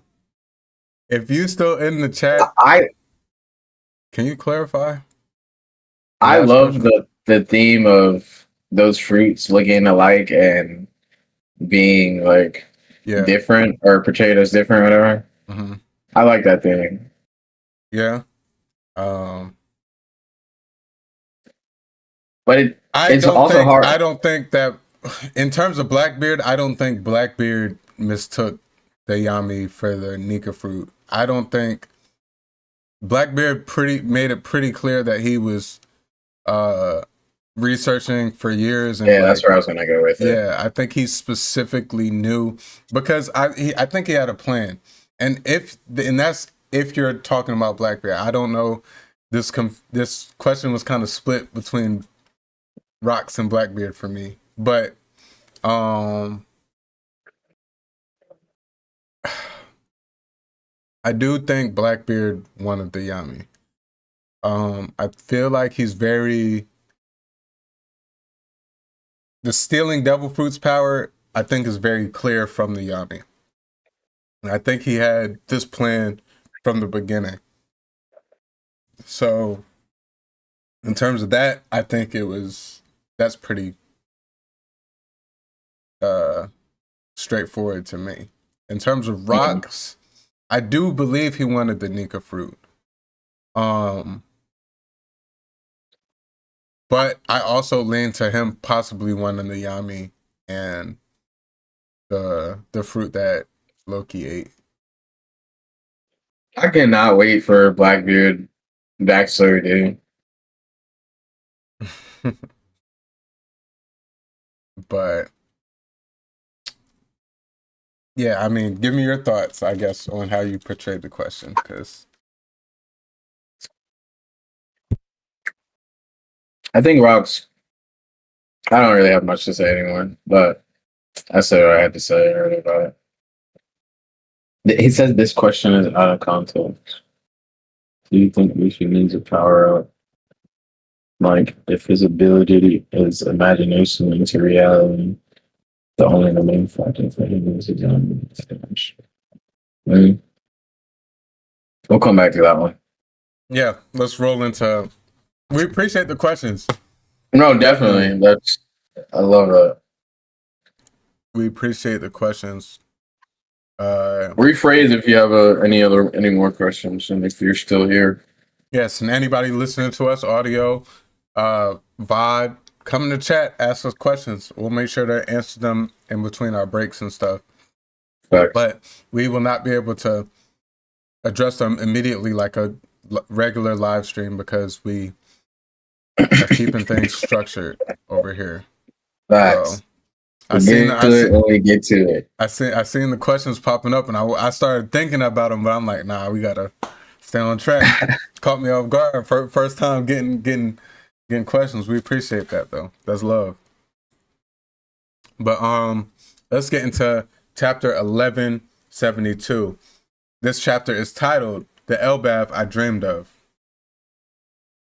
We begin with a playful reader request on the cover featuring Mr. 2, Bon Clay, dealing with swans and his makeup items, a fun gag to lighten the tone before the intensity of this chapter. Give me your thoughts, Ja.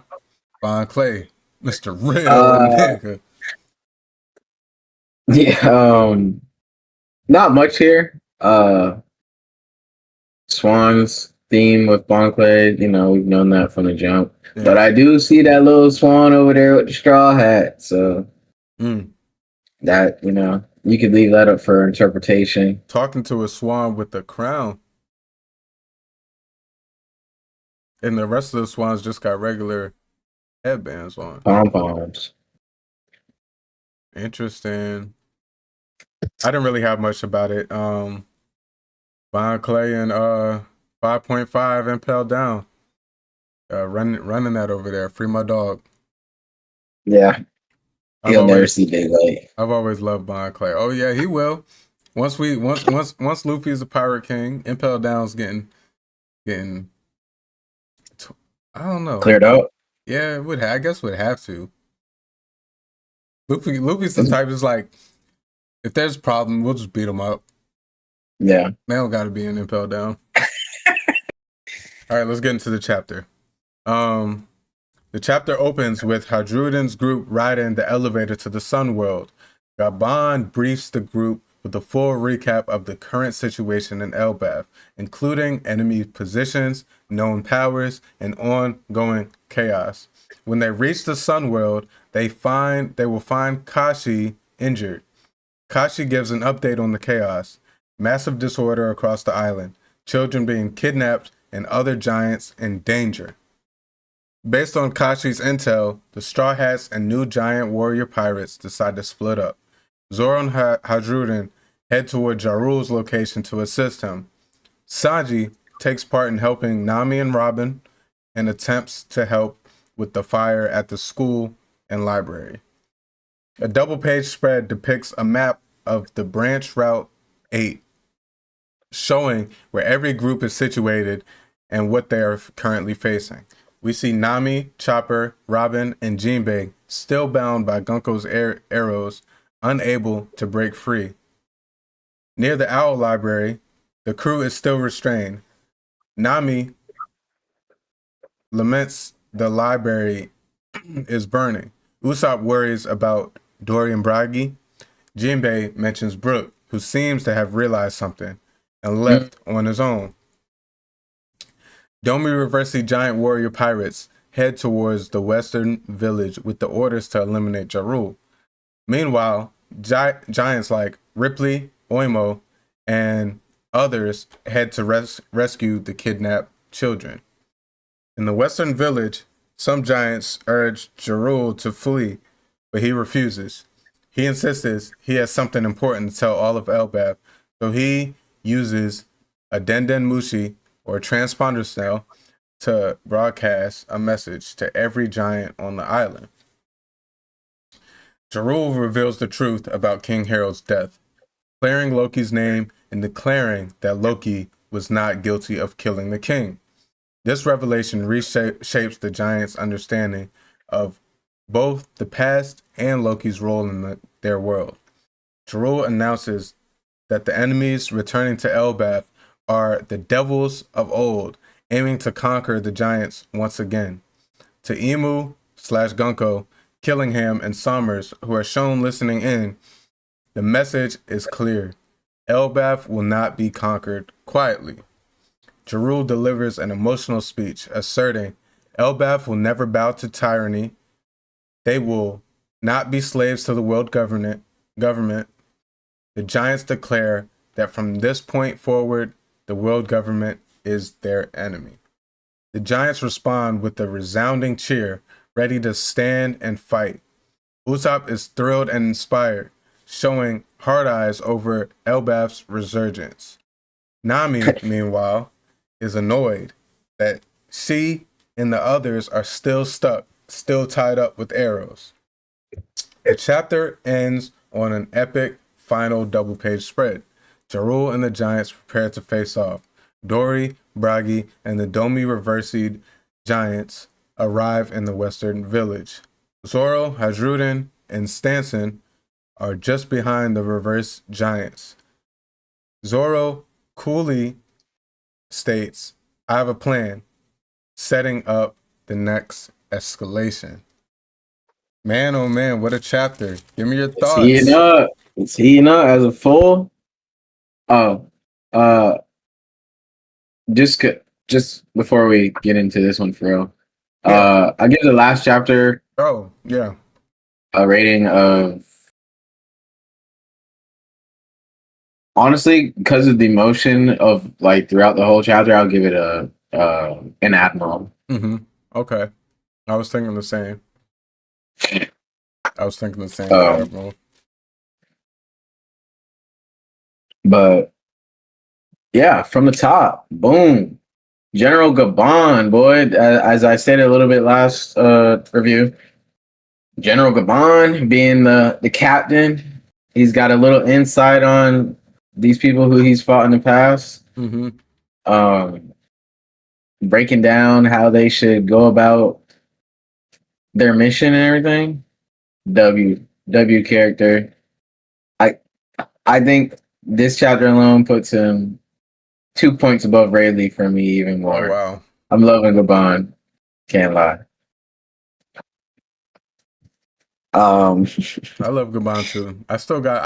I got him even for me. You got him even? I can't favor one or the other. I think they both have qualities that I like. I'd kind of just like Gabon better. I don't know. Then we had a little talk yesterday off stream. Yeah. About Gabon and Rayleigh. And the feat alone of Gabon holding off Luffy and Zoro with the key. Pete. Hey, we'll take that for what it was. I don't think anybody was going all out in the situation. That's all I'm gonna say. Oh God.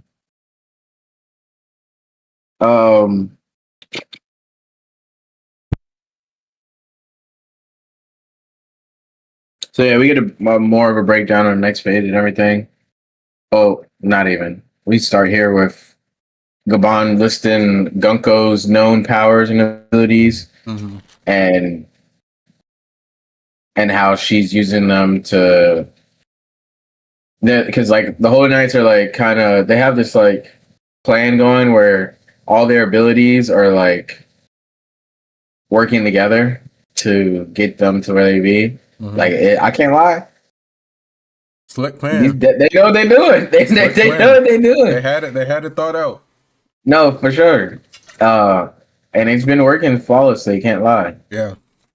Gunko's leading the way and kind of having them secure a little bit on certain.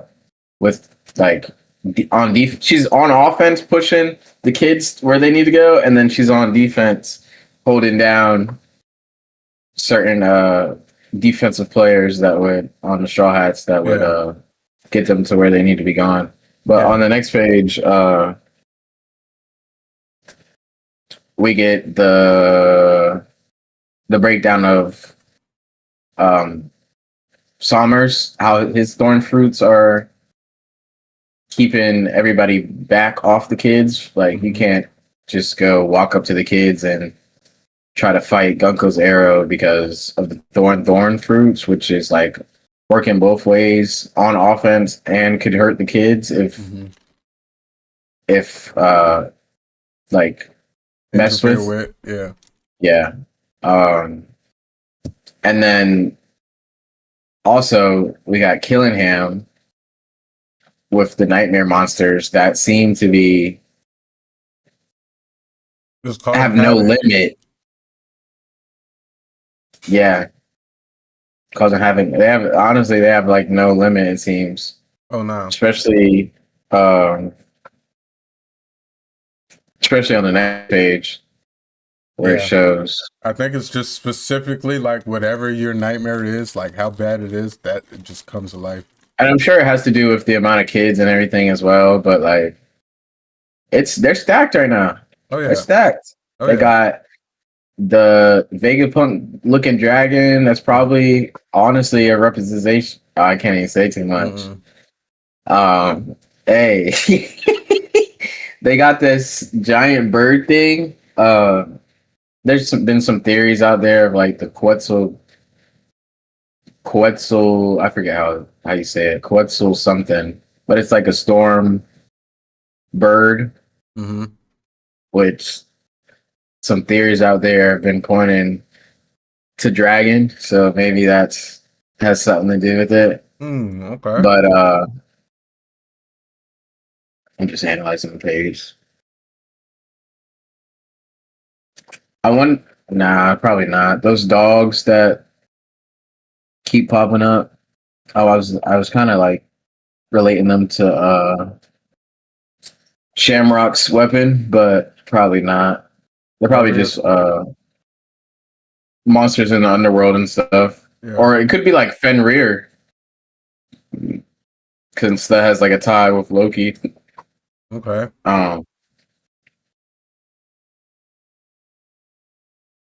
But yeah, they come up across who is Kashi? Yeah. They find Kashi injured from Dorian Bragi. And Haruden is like rushes to his side and trying to assist with getting him help and everything. As Captain Dorian Bragi, who would have thought they would have got switched, dude? This is still kind of insane to me. Now that we're like, we went all through that flashback. We've been away from them so long, but now like we're back, and this is like the threat that we have to deal with. I feel like the stakes have just gone up a little bit more. Yeah. And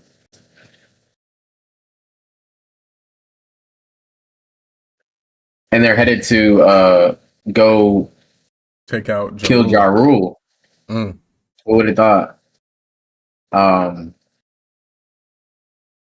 It's interesting that that's the northern. What were you saying? The Northern Village or some shit, right? I think that's the name of it. Western. Going to the Western, yeah. I found that interesting that was like the direct mission that the Domi Reversi Giants were given, like take out Ja Rule. Because I thought they were just gonna fight the people who were in front of them on site and everything, and just hold them off. But they kind of got their own mission themselves. As Kashi fills in Zoro and the team of giants that made it to them, you could see like Zoro trying to devise a plan. But maps out where everybody is at. Heck yeah, love this. Every time Oda gives us the top overview, you know the narrator's gonna come in crazy, start dropping pins and everything. I'm so excited to see all this animated, bro. The library's on fire. You know, Jinbei's got to come through somehow, some way. Pull the ocean from out his ass. He might as well. No doubt. I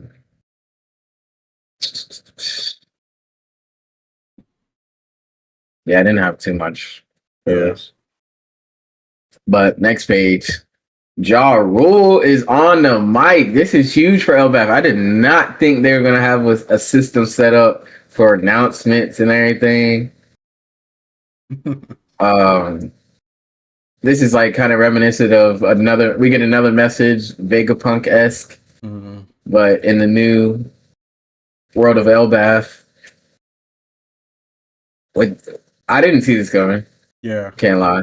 No, I didn't either. He finally was able to like clear things up, and they hear it from him, and he's like, even if I'm gonna die, and he's not even where the story was just told, like just based off what was going on the island. He's like, he's got to clear it up. Like it was just time. So yeah, he tells all of Elbaph like what really happened that day, and it wasn't Loki's fault. Clears him. He kind of does it in a little bit of a indirect way. He straight up says Loki wasn't the one who killed him, but and even Zoro notices that. He says a bit inaccurate, but a nice turn of phrase. And Hadruden points out that it was nicer than he deserves. That's love. That's gonna be so funny animated. Yeah.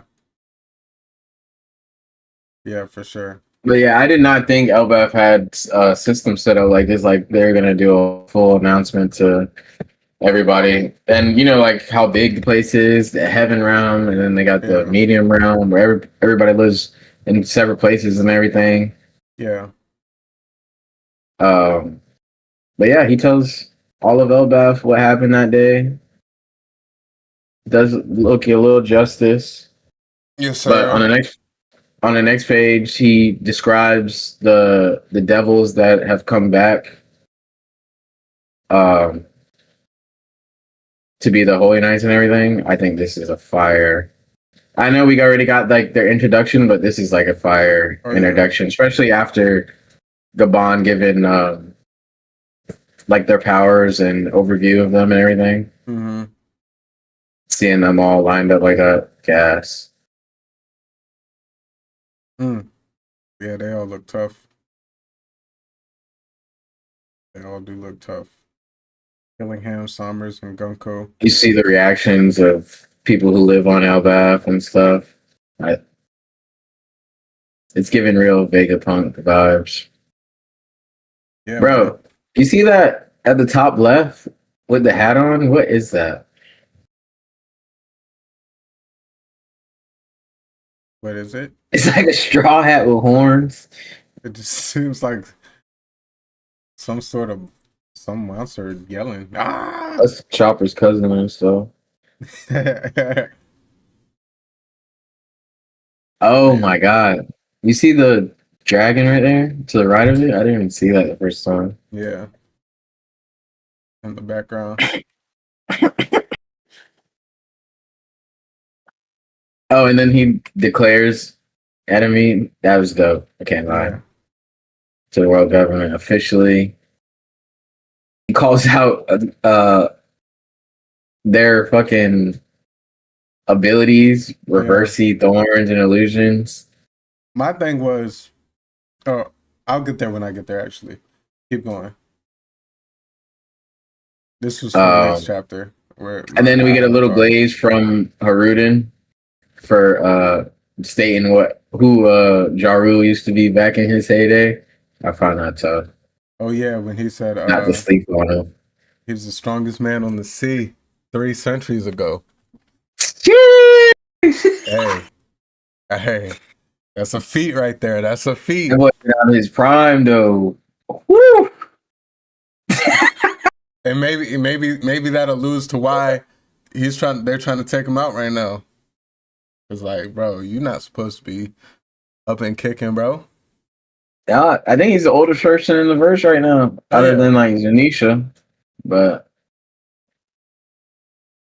yeah, I would imagine. And then Zoro protect the peace. They pulling up to Dorian Bragi.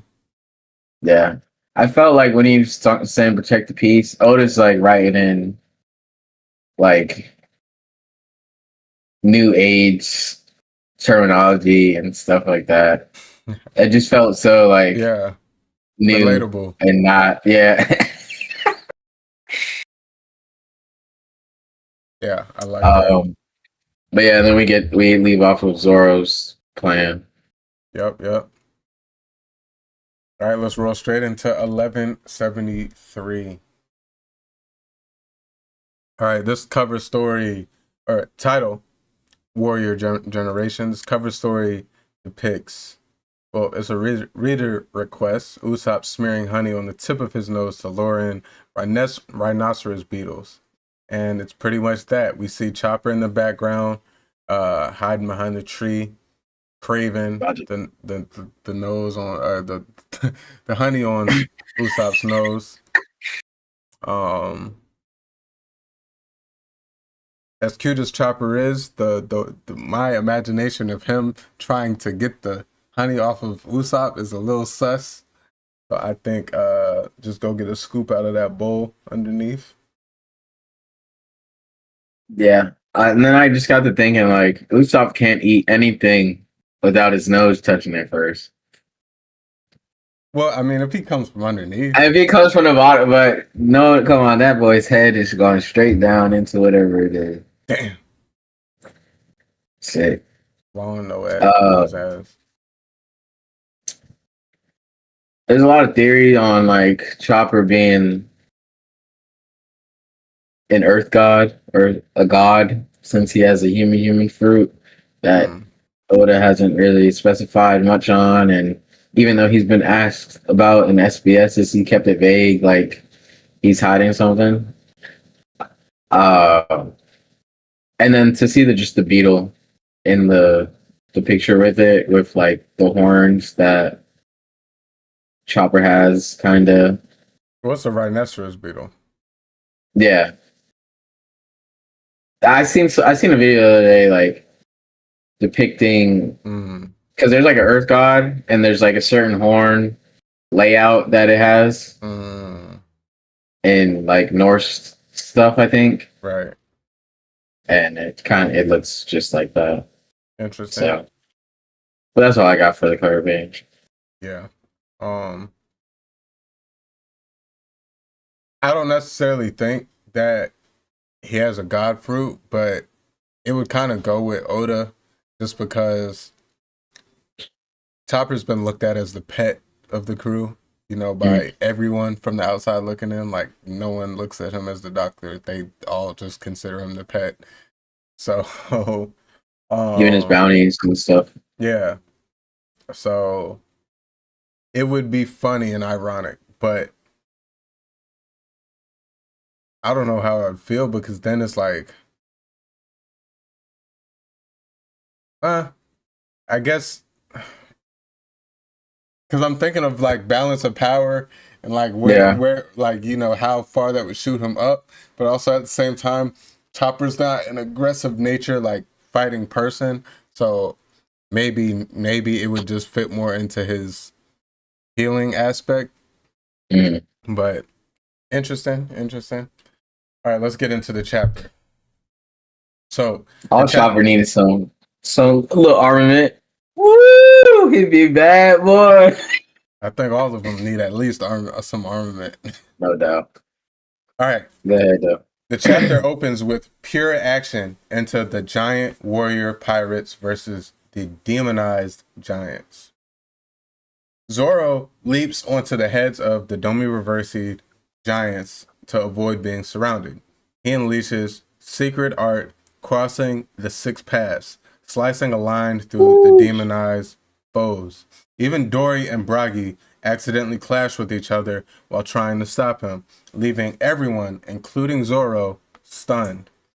Meanwhile, Brooke struggles toward Gunko, who has been forced into using her arrow ability by Imu's possession. Brooke identifies Gunko as Princess Shuri, a legendary figure with blue hair and mismatched eyes. He revealed she is known as the father-killing princess, the one who killed his benefactor, a man who once saved Brooke's life. Brooke's revelation triggers Gunko's memories and causes her partial moment of clarity, loosening her arrow control, but Imu regains control before she can fully break free. Elsewhere on the field, Usopp, Nami, and Jinbei break free from Gunko's arrows and regroup. They attempt to save Robin, but her restraints from the thorn vines from Summer's devil fruits keeps her pinned. Sanji swoops in just in time as the scene shifts to the hostage crisis. The arc's emotional core comes forward. The giant warrior pirates' parents press forward to save the hostage children being taken by Holy Knight Summers. A monstrous Nika-like MMA blocks their path, but Gerd, Goldberg, and Road unite in a massive combo attack. I wrote it wrong in this. I was reading off of something else. Goku Sovereignty.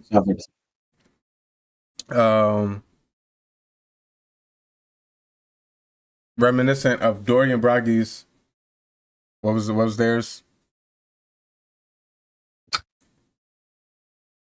No. Is it Okoku? I think it's the two of them was Okoku. Okoku Sovereignty. 3 of them is Gokoku. And Big Mom's was I don't remember. I forget off the top of my head. But I'm gonna search it. Yeah, we've seen it a few times. And their attack knocks the MMA into Sommers, accidentally destroying the escape ship that they had prepared. This leaves Sommers horrified and the path to rescue now that much more desperate.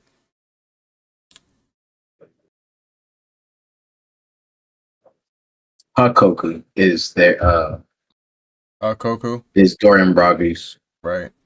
Koku.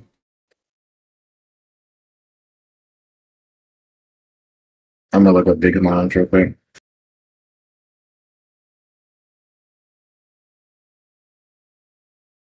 Big Mom's might be Dorian Bragi's.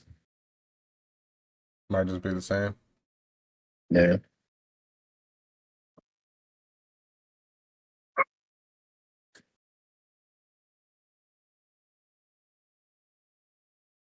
No, it's Ikoku. Is Ikoku, Koku, and Gekkoku. Hakoku, Ikoku, and Gokoku, yeah. So yeah. Oh damn. I forgot to rate the last chapter. Oh yeah. We'll break them after this one. We'll do them both. Boom. They go hand Start in off hand this anyway. chapter. Dory and Bragi are already feet away from Jaru. That escalated quick. Yeah, they pushed up. No doubt. Zoro's breaking out his plan, but he needs confirmation before he really goes crazy on them. Is hilarious to me. It's fair. Making though. sure He's they like, can really reject. Real quick on this first panel before we move on too far, just the physical boost of Domi Reversi and how it's now compared Dorian Bragi's size to Jaru's, where normal, Jaru, Dorian Bragi would probably be around the size of these giants in front of Jaru. So just the crazy size boost that Domi Reversi gives, like now he's like outnumbered where it would be looking like he's fighting a bunch of little kids if it was if they were normal giants. So I just think that was Dang, I didn't even take that into account. That's crazy. Yeah. Like, I mean, you see here how Druden, like, they're looking above the trees to see the Domi Reversi giants. And this isn't even Dorian Bragi. This is just fodder Domi Reversi giants. Dang.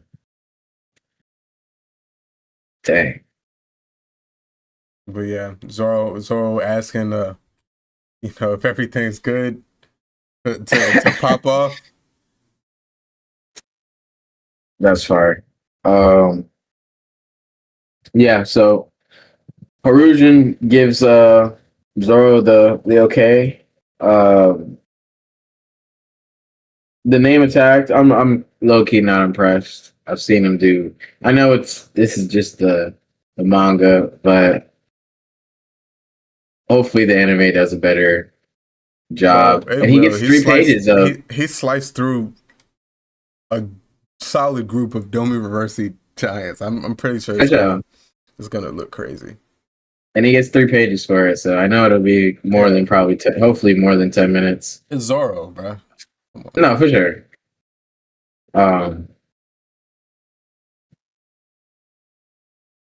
Yeah, we talked about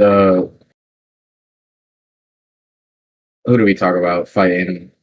We talk about Zoro fighting giants, Loki specifically, but fighting giants. This is a good representation, though, I will say. We don't see any clashes, but he's still putting, damage output. Yeah. By the end of this, are your thoughts on, you think Dorian and Bragi die? Or you think they get broke, the Domi gets broken? I'd like to think it gets broken and they just snap out of it, but I low-key think it would be a little bit better if they died. Dang. I love him. You think Zoro's going to be here for a minute? Till he figures it out? I mean, this could be his hockey boom moment where he needs. Woo! Dang. It could very much be. The only reason why I feel like Dorian, because they were fighting for 100 years. We got introduced to the new world, or the new age giant. Out with the old and with the new. And then now we got Loki. I feel like them dying here doesn't hit as harder as it did if we didn't know what. What if like the drums start playing and they get switched back? I would like that. I mean, I don't necessarily want them to die, but if they died here, I can see it. It would be. I can see it. Very much could happen. I can also see, maybe Zoro just stalls them. They keep reviving, and then Luffy ends up, Loki, they end up breaking, Gunko out. Maybe even Brook break Gunko out, and then the Reversi just stops, and then they revert back. Okay. But we'll see. That would be tough if they died, though. That would add some crazy emotion to. I feel like regardless of how this outcome, it's a bit of a foreshadow of like the power as a whole. Like if they can break out, then I think it's going to be like a big revelation. Like, okay, this can be broken instead of it always ending up like rocks where they just had to, Or Dorian Brogy's going to be the example. Their current age of what happened to rocks. See? So, yeah. We'll see. We shall. That's all I really have for them, this part, though. He uses his swords to kind of move out the way in midair and make them clash. Well, not even clash with each other. They've been used to clashing with each other. This is the first time where they slice through each other. Just slice through, straight through. He been using that move since Wano, boy. He loved that. Mm-hmm. Oh my gosh. The revelations on Brooks' connection. Background story. Jesus God. Somehow he snuck away, inched away like a worm. And hunted who he calls Princess Shuri / Gunko down. That's huge revelation in my eyes. They have their little moment going back and forth of what happened in the past. What do you think about a confirmation that she was a princess once upon a time?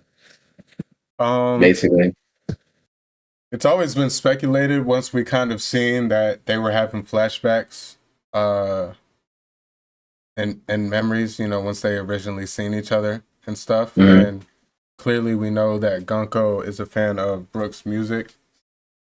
So there was always some sort of speculation to Brooke potentially being some sort of bodyguard or even her father. But this kind of cleared up that it wasn't her, or Brooke wasn't her father, but her father was an important man to Brooke.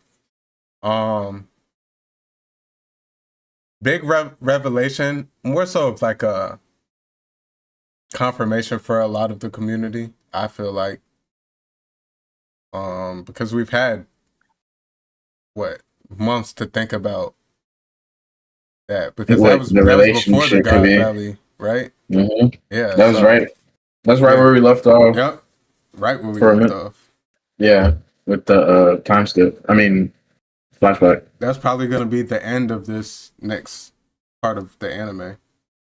Like we're gonna end around there, but yeah. So, big revelation, but more so of like a now.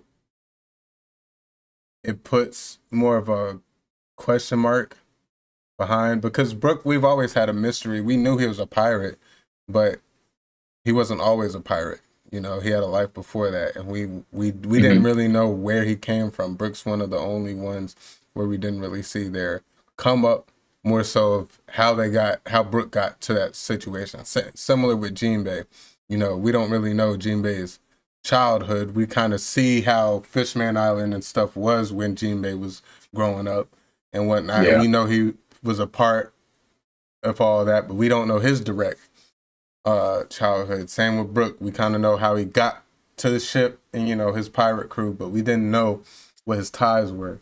So, and Brooke has always been a lot more knowledgeable than the average pirate musician on a random crew.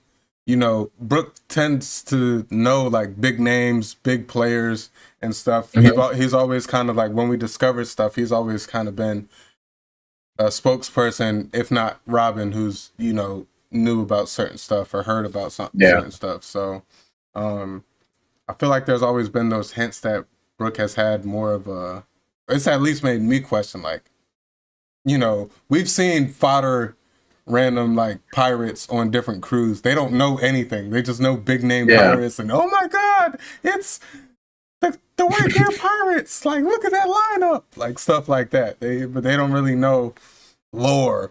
Brooke be knowing some lore. Like, he be knowing some things. So I think it was cool. And how do you feel that Brooke said she killed her father? Tell me reverse. What do you think? Something. Another king dying by probably dummy reversi, or someone being mind controlled or used against their will and stuff like that. Yeah.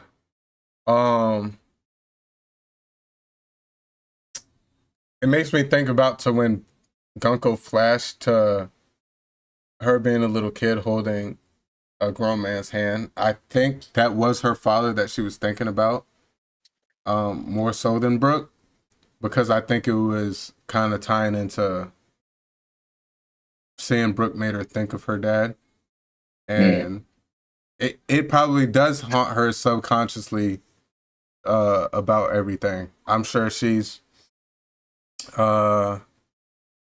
obviously she's a special pawn of Imu. She's not really in the ranks of Holy Knight, not necessarily a Gorosei, but she has the Covenant bond, and she's directly being possessed to Imu, as we saw Saturn in God Valley. So, her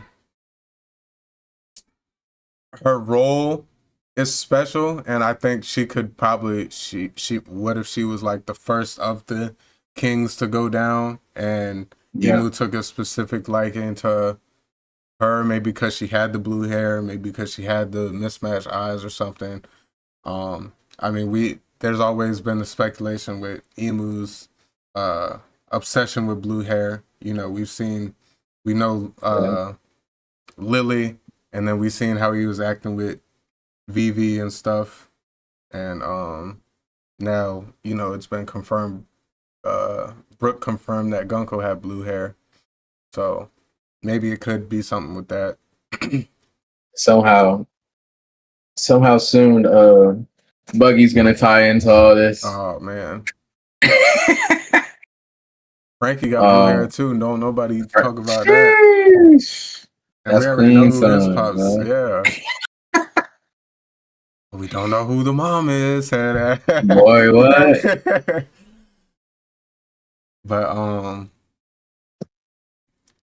yeah. No, yeah, I love to see Brooke's story developing more though.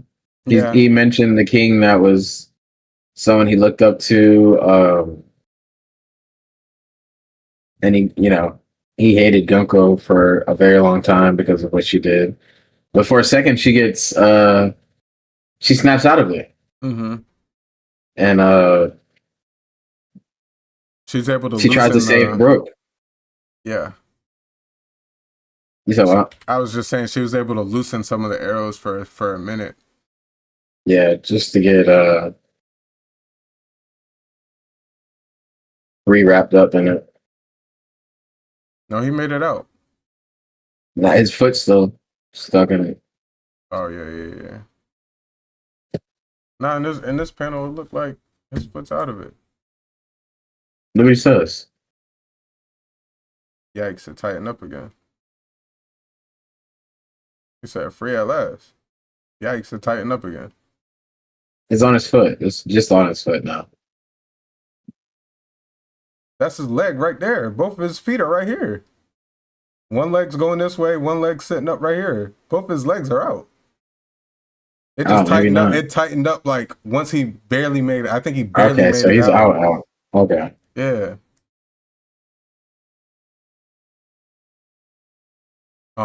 Because all the rest of the Straw Hats made it out.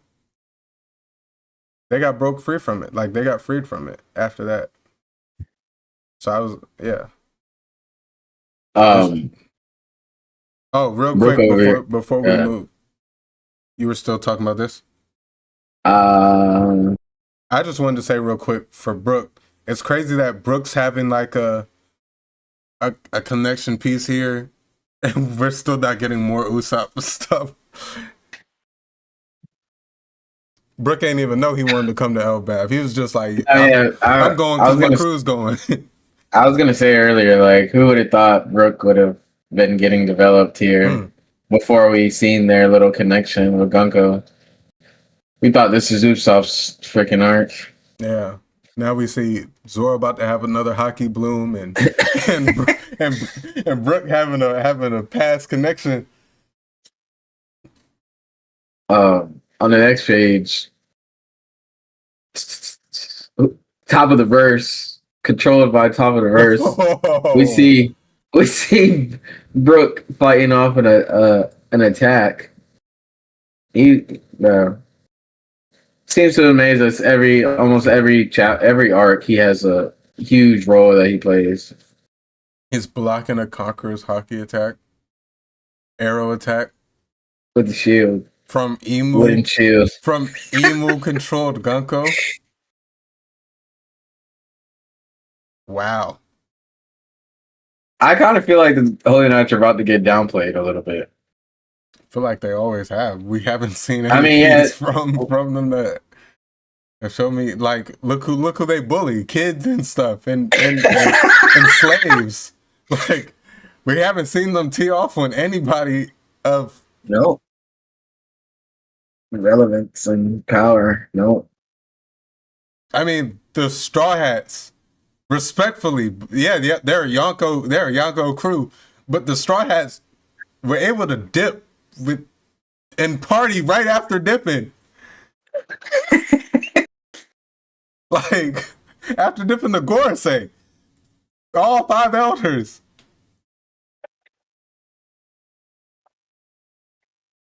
I We think they've always been downplayed.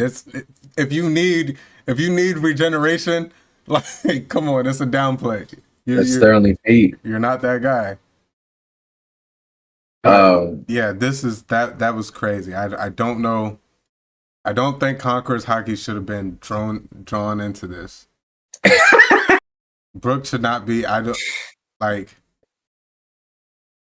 You blocking with that wooden shield, boy. They got hella durability, boy. What is that? The Adam Tree wood? It gotta be.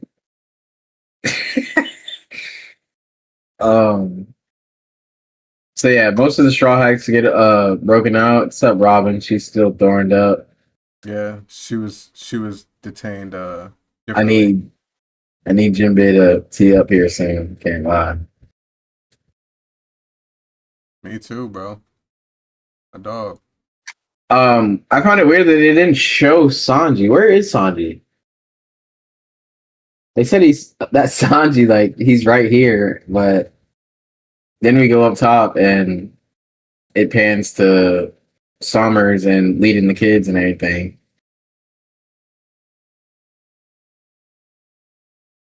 Is he supposed to be in here?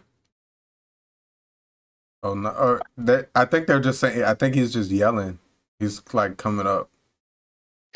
I Oh, just hear him. yeah. She hears him. Yeah, I don't think he's like shown. I think he's just running up, like yelling "Nami" like he normally does, and Yeah. he's like, "Oh, there goes Sanji." So yeah, then we pan to freaking Summers just talking crap to kids, going back and forth with Colin. Colin gonna be something when he grow up, man. He might be stronger than Kobe at the end of the series. Nah, I He can't even do shouldn't that to be, my but dog. he's gonna be strong. For sure. He's gonna be a strong giant. You gotta think by the end of the series, he's still gonna be like a little kid. He 20 right now in giant years. Yeah, and he's 20 in human years. He's like, He's 20 in human years. yes, he's Oh. 20 in human years. He's like, because Gabon's been raising him for 20 years. He's still a little kid in giant years. Nah, what giant years is what's it called?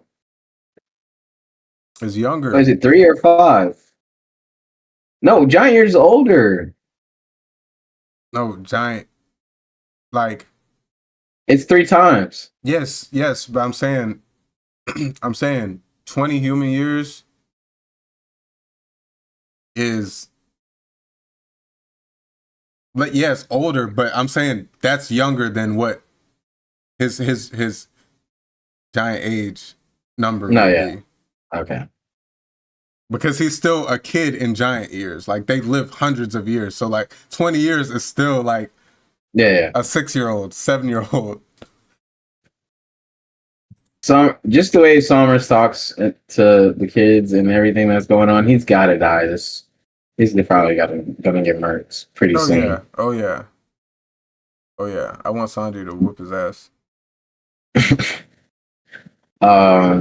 What's the next page?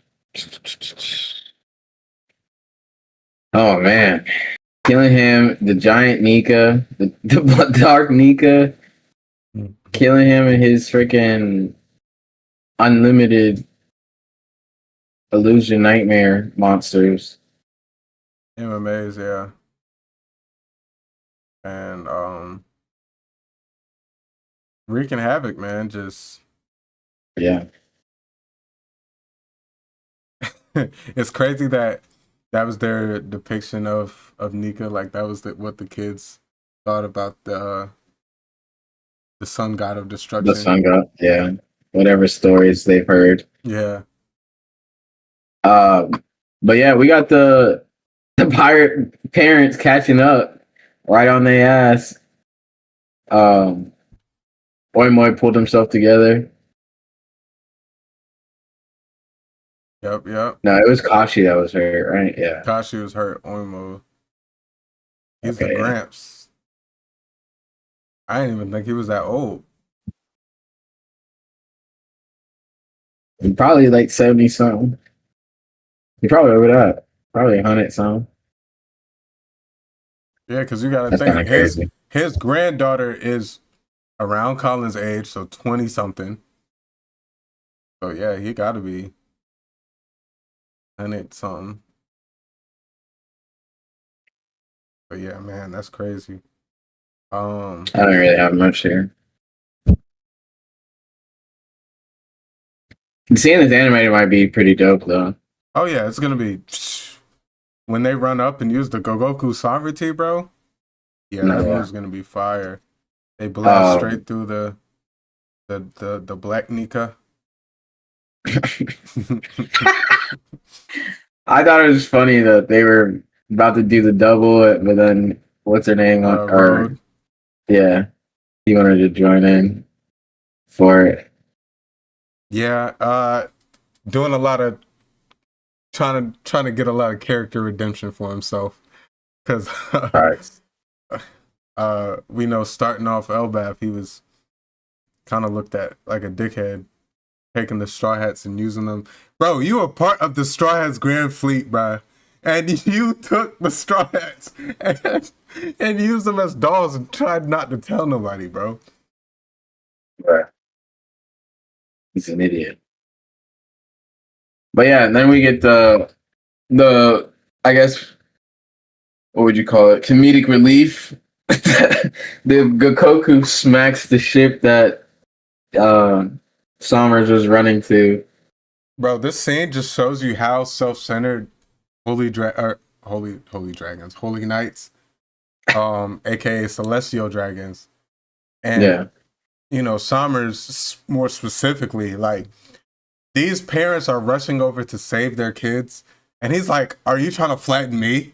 Like, he just thinks everything's about himself. Like, bro, they're not even worried about you right now. They're trying to take out this big thing that's, you know, in their way. In their way, you know, literally in the panel before, swinging at their kids, feet away from their kids, and he smacks it into just the irony, because he's like, he dodges it. He's like, "Oh, you're trying to hit me," and it just crashes into the ship and destroys like the sea cloud holding the ship up, and he's just like, "Oh fuck."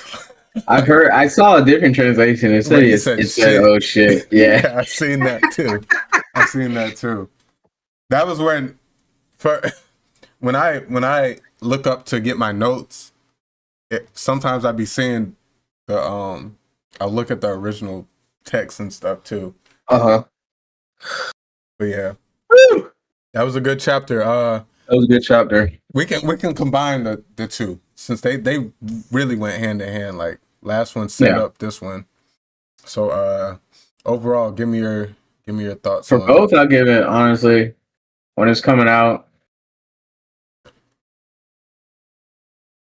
I'll keep it at an Admiral. I was gonna say Yonko, but it's damn near close. Yeah, a lot of info stuff, especially like the Brook lore and everything.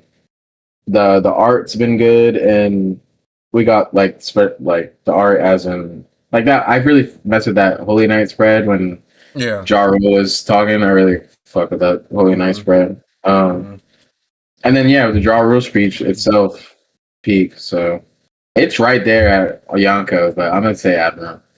Okay, I'm with it. I think I agree with you. I was on the fence between Admiral and Yonko, just because like there were Yonko level moments in the chapters. But it just being going back and rereading it, I do, and re-looking at it, everything, there was some things that I like that I may have missed the first time. But overall, you know, besides the Gogoku sovereignty, I think Zoro's move was cool. It wasn't fleshed out well enough to where like we got to see the effects of a normal sized human, you know, taking out all those Domi Reversi giants. But I think it was cool, you know, not a cool Zoro feat, because I think at this point it's about an average Zoro feat, like a pretty normal Zoro feat.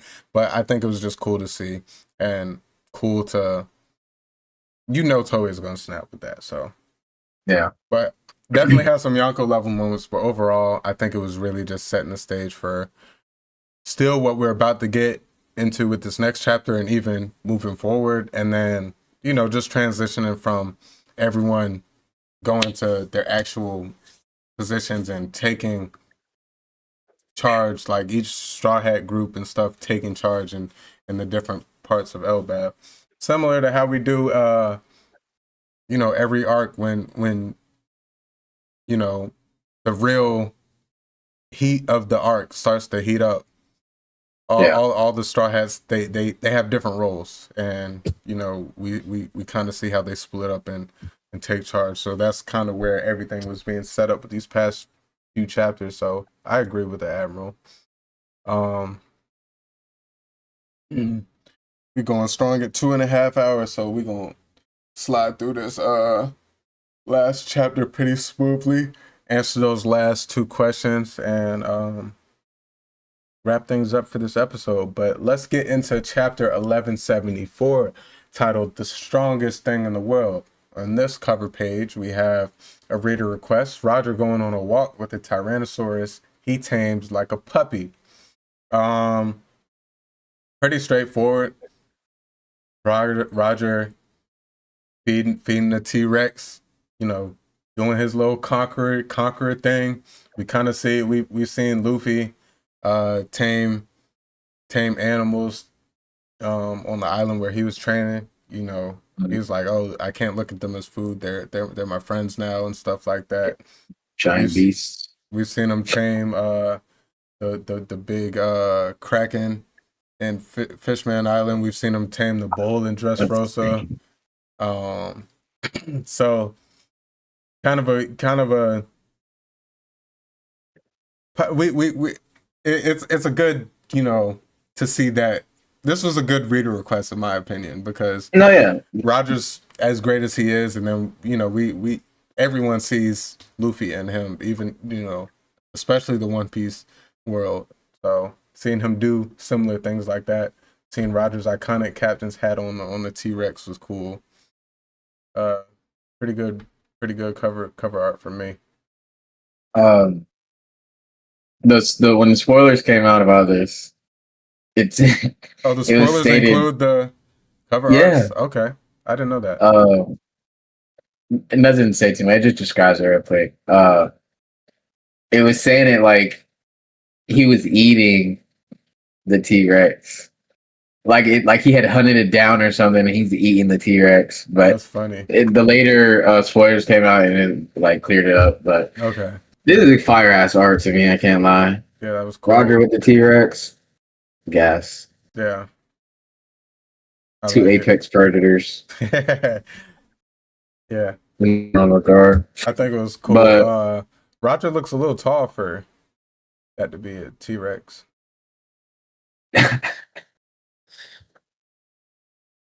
What are those pants? I ain't seen those pants. I didn't even think about that. I don't know. But, hey. I mean, he looks very, very AC right now too. In the face. You know what? The reader request does say he tamed like a puppy, so maybe that's a young T-Rex. There you go.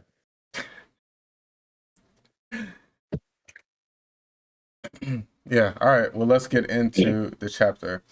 So, this chapter picks up immediately where 1173 left off. Despite the destroyed ship, the giant kids continue forward under Gunko's arrow guidance.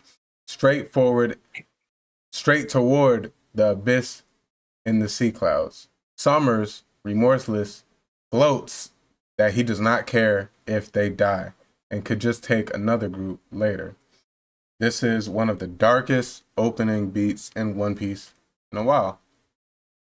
Facing impending disaster, Ripley, Oimo, and the parents try to desperately stop the march, but they can't, as the children and families fall toward what feel like certain death a colossal force intervenes. Loki appears, but not in human form.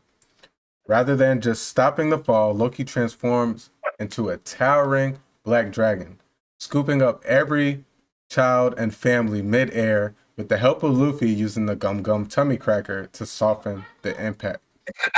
This dragon form is unlike anything we've seen in the series. A black Western-style dragon, reminiscent of Norse mythic imagery, thinking Nidhogg, huge enough that even we know Luffy's Gear 5 sometimes gets a little bit bigger, so we would like to imagine that a bigger Luffy is sitting on top of this head and is still very, very, very tiny compared to this giant creature. And he's. I just want to throw in real quick. The leaks have said he's a third of Loki's horn. A third of Loki's horn. Wow. And in giant form. But go ahead. Yeah, with Ragnir in scroll form, standing behind him. The chapter ends on this colossal trio prepared to smash the MMA monsters. As Loki roars and the battle continues, Elbaph itself reacts. Snow falls suddenly, lightning cracks, thunder rolls, and the earth trembles. This signals something huge stirring, almost as if the island itself is recognizing a shift in the destiny. This atmospheric shift ties into an old prophecy heard earlier in the arc. On an exceedingly rare day, when lightning and snow combine, a vast beast will blanket the sky with his presence, and with the sounds of the drums of liberation, the sun god will appear. This chapter closes on a crazy note. Loki, as a dragon, Gear 5 Luffy, and Ragnir together turning towards the MMA army. The sense is that the true battle for Elbaph and possibly a wider world-shaking conflict is now beginning.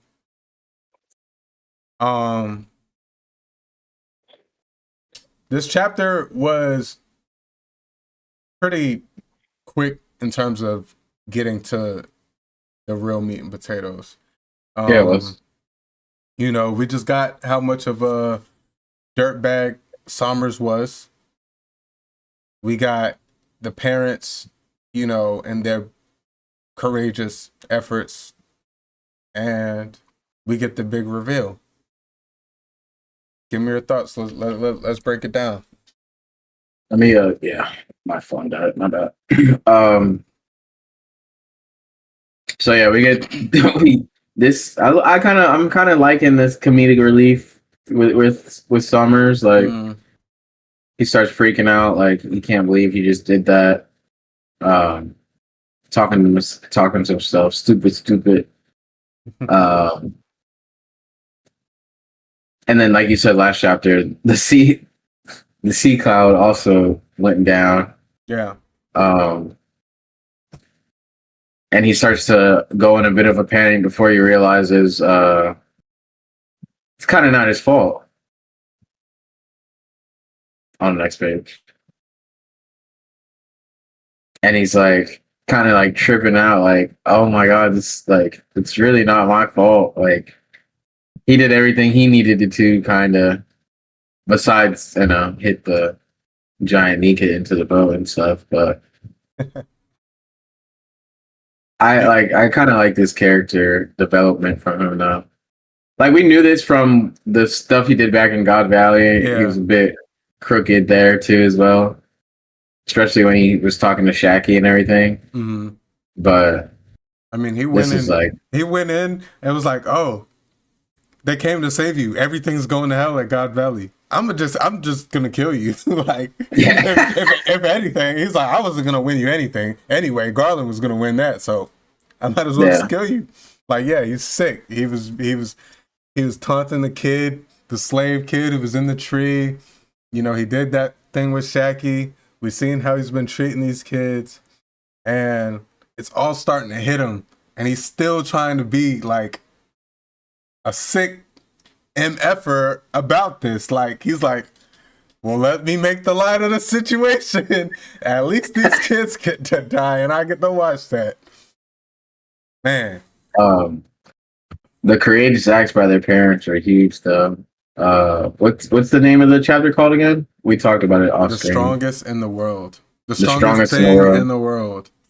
So we talked off screen about it, but Oda did like a good job of like, we haven't seen him yet, but we're not there yet. But we get the Loki reveal, and then we also see the courageous act of the parents of, and we get a flashback of Colin and his mom, like the strongest thing in the world being a parent's love theme going on top of the introduction of Loki's Devil Fruit and Creature. Yeah, I think that's just huge. Right. To where you can, the title has multiple meanings. For the chapter, you know, we see Loki, who's, you know, being portrayed as the strongest thing in the world in terms of like, he's clearly the biggest live creature that we've seen. And we're also seeing, you know, all of these parents are sacrificing themselves. Like, they're going through pain. They're grabbing, and it starts with what's her name, Gerd. Mm-hmm. Starts with Gerd, and then all the rest of the parents and stuff kind of follow through with just, you know, they know if you come close to the kids, the thorns will start. You know, they'll be affected by the thorns. They're just like, we're just gonna embrace our kids and we're gonna go off. You know, if they gotta go out, they're gonna go out in our arms. And I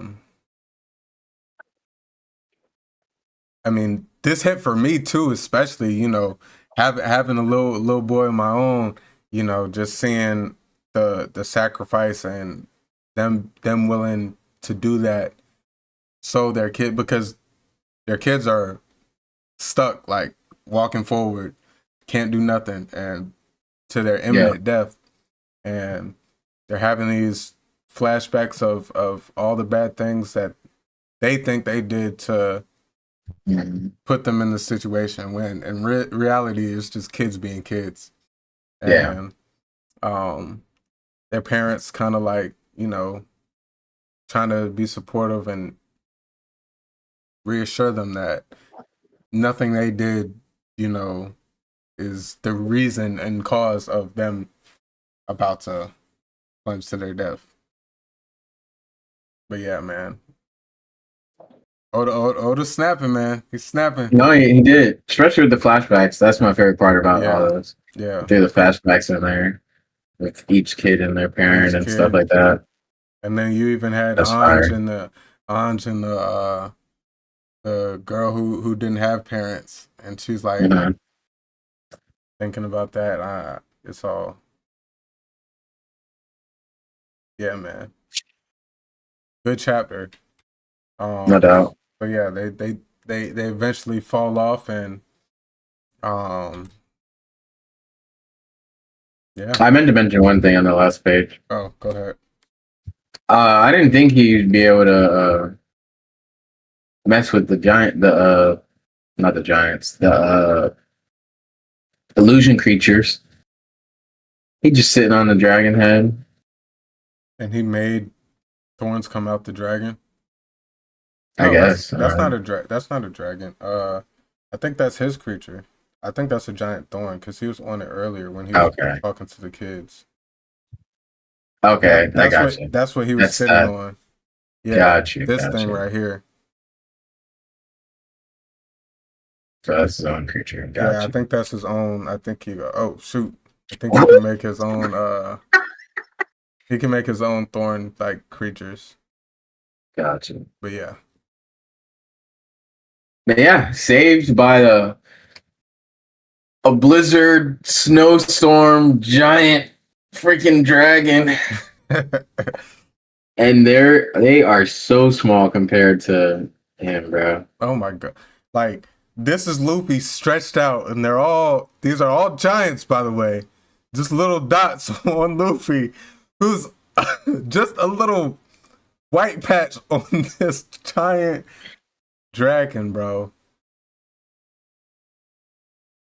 When the leaks came out, it said it was referring to the last page. Those eyes, kind of like it compared them to emu.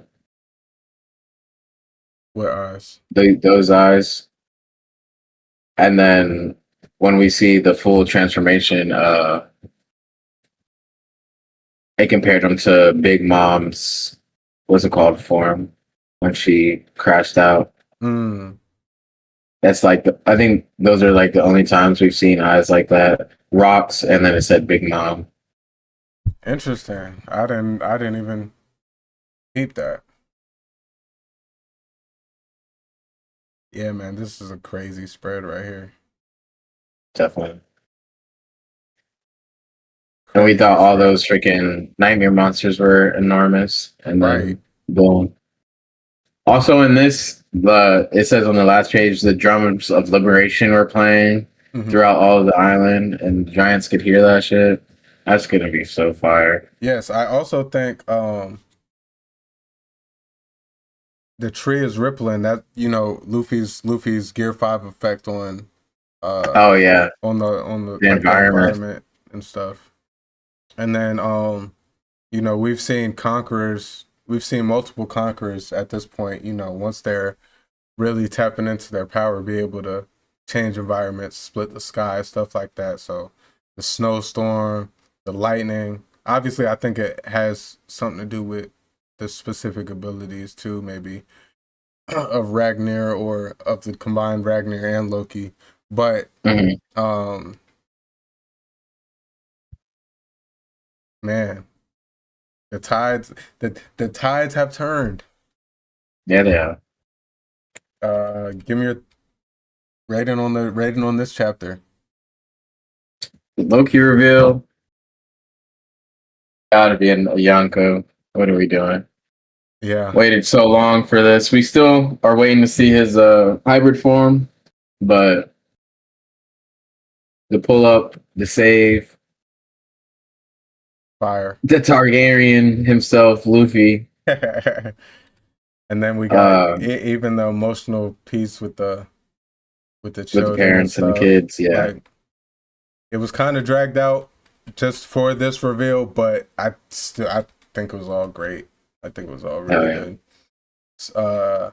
I think they're really hinting at Summers being the Holy Knight that may die here. I don't think they all they all may lose, but I don't think they all die. I think Summers is probably going to be the one to die here, just because he's gotten pretty much the most of the spotlight, and I think Gunko's spotlight is a little bit too important, and Killingham just hasn't really gotten the spotlight to where it's like he's going to be the one.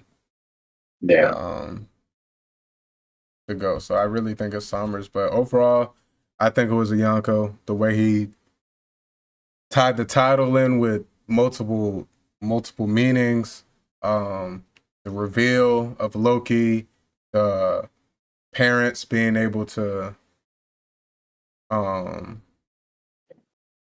called whatchamacallit Gerd. Whatchamacallit's wife is Ripley, right? Ripley. Yeah. I said Gerd. Gerd's the other one. Gerd's the one with the younger brother. But yeah, that just it just popped in my head. But overall, yeah, Yonko chapter, in my opinion, as well. No doubt. Any final thoughts for today's episode? We covered fair share of what we needed to. I was able to catch back up on the manga and everything. I can't wait till next week. Whatever Oda has in store for us, it's got to be something. We appreciate y'all so much for tapping in. We're sorry for a little bit of the inconsistencies that's been going on. Life's been changing, been hitting us, and We got to tackle it one day at a time. But we are back. We are hopefully going to try to be as consistent as possible weekly. If we miss a week here or there, it may happen, but we will be getting y'all these episodes, and we will not miss a beat, especially when the anime comes back around. We're going to try to be on top of everything. We appreciate y'all for rocking with us, even thus far. Those of us who were in the chat with us today. Oh, let's answer these last questions real quick. Do you think Shanks really defeated Loki? At this rate, it's hard. I can't. A little human against a potential, at the worst of it, I think I'd say a giant freaking dragon. I just don't know what Shanks can do to him for real. I know he's a hockey, specialist. That what seems to be portrayed. I mean, we've seen some feats. Shout out Kid. Shout out Green Bull. Shout out Whitebeard shit. But I think that something else happened. I think maybe some convincing happened, or I don't know. I'm really shocked. I'm leaning towards something else. And then he calls him a coward. Loki talks about Shanks being a coward from whatever, either their fight or whatever other meetings they've had. Mm-hmm. So maybe he just swayed him from not crashing out when he didn't need to. I got a little bit of a different opinion. Yeah. I think Shanks is able to. I think Shanks at this current stage is able to fight with Loki. Yeah. And I do think that he defeated Loki and chained him up. But I say that with an asterisk. I don't think Loki was trying to kill Shanks. I don't see that from Loki's character based on how he is. Mm-hmm. I think Loki, from what I've gotten, I think Loki is calling Shanks a coward because Loki probably wants to crash out to the world government, and Shanks is like, no, this is not how we should do this. Like, we're not gonna win. And I think Loki kind of looks at him as a coward for that. Like, be like, we're strong enough. Why can't we do it? Yeah. So I think it was more so of like I really don't think Loki was going full out to defeat Shanks and vice versa. I don't think either of them want to really cause harm to each other from what I've got from both their characters and them having past some sort of relationship, and them both being involved in Harold's defeat. So I don't feel like I do feel like I don't think size matters in One Piece. Not to disregard Loki's size, because I think it matters in a lot of people. I don't think he's stronger than Luffy right now. Like, I think if Luffy went toe for toe with Loki right now, that Luffy could win. Not that it would be easy in any way, shape, or form, but it's hard for me to think that Loki could just beat Luffy. And I don't think Luffy can beat Shanks in any way, shape, or form right now. And narratively, at this point in the story, I don't think so. So that's just kind of how I scale things. Like I said, I don't think any of them would go all out against each other at this point in time. So I think it's kind of relative for me to say, yes, I think Shanks can beat or really defeated Loki. In this situation, I think it was, but I have a hard time feeling that he even went to this form to like fight. And technically Zoan forms, their hybrid's supposed to be the strongest form. But I can't see Shanks fighting this giant thing. Nah. Do you think he can knock him out the sky? I'm sure. Yeah. Because Haki's supposed to reign over Devil Fruit and negate the Devil Fruit. So from what I'm getting is like, and I do think Shanks is a more proficient Haki user than Loki. No doubt. So I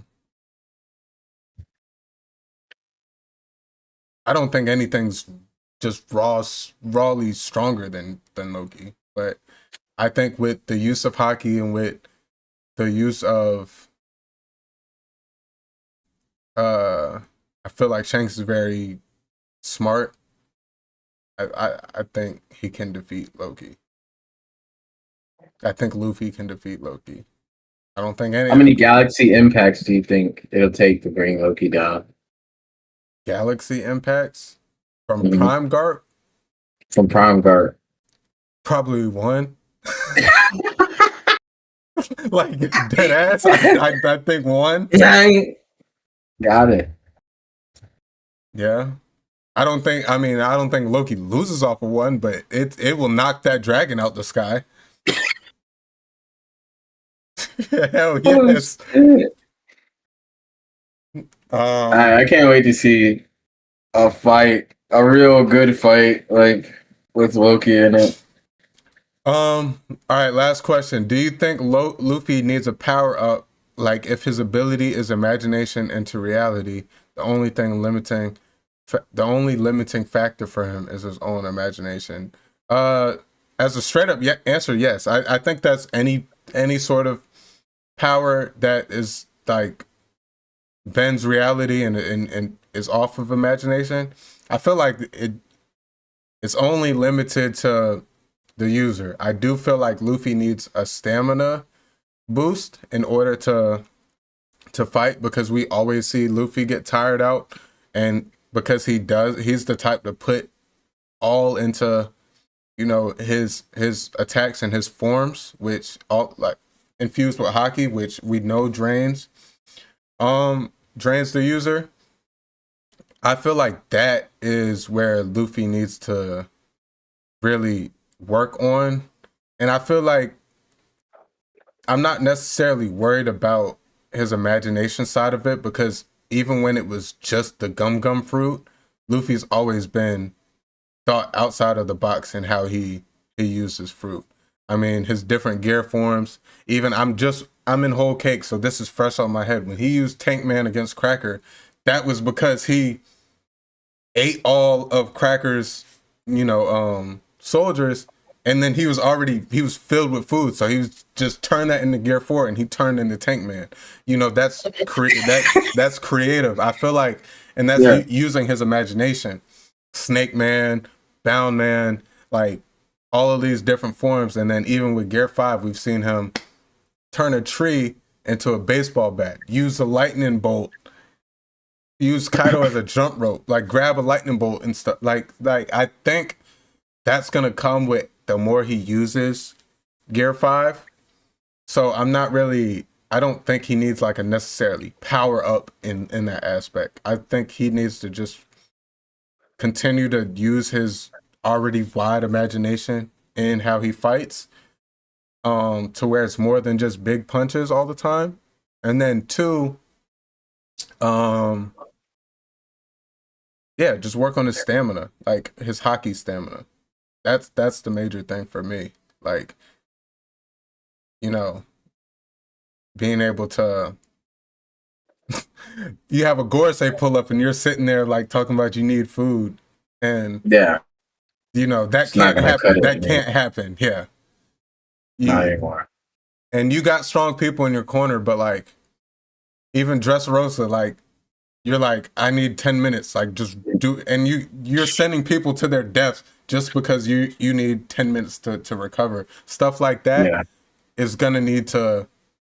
That's his issue. And I don't think it's a straight up stamina problem. It's trying to fight the biggest, baddest in every situation and not be strategic about, all right, let me get away from this fight. Let me do this. Let me let someone fight for me. Like, he just goes straight in, and he ends up using all his hockey. Then he's incapacitated for a certain amount of time. Yeah. Give me your thoughts. You think he needs a power up? I'm along the same lines of you. I'm not gonna go too deep into it, but the stamina part of it is like a huge part of it, I'd say. Right. Like you said, his imagination, I don't think, has ever hindered him. He's come up with a lot of strategy just off the top of his head in fights and everything, like using his environment to his best ability and everything. I would love to see a new gear, though. You don't think Gear 5's enough? I just want, come on, man. Well, all right. How about this? What about different, like, you know how Gear 4 had different variations? I don't think there should like be a more variation than in Gear 5. Some, you know what I'm saying?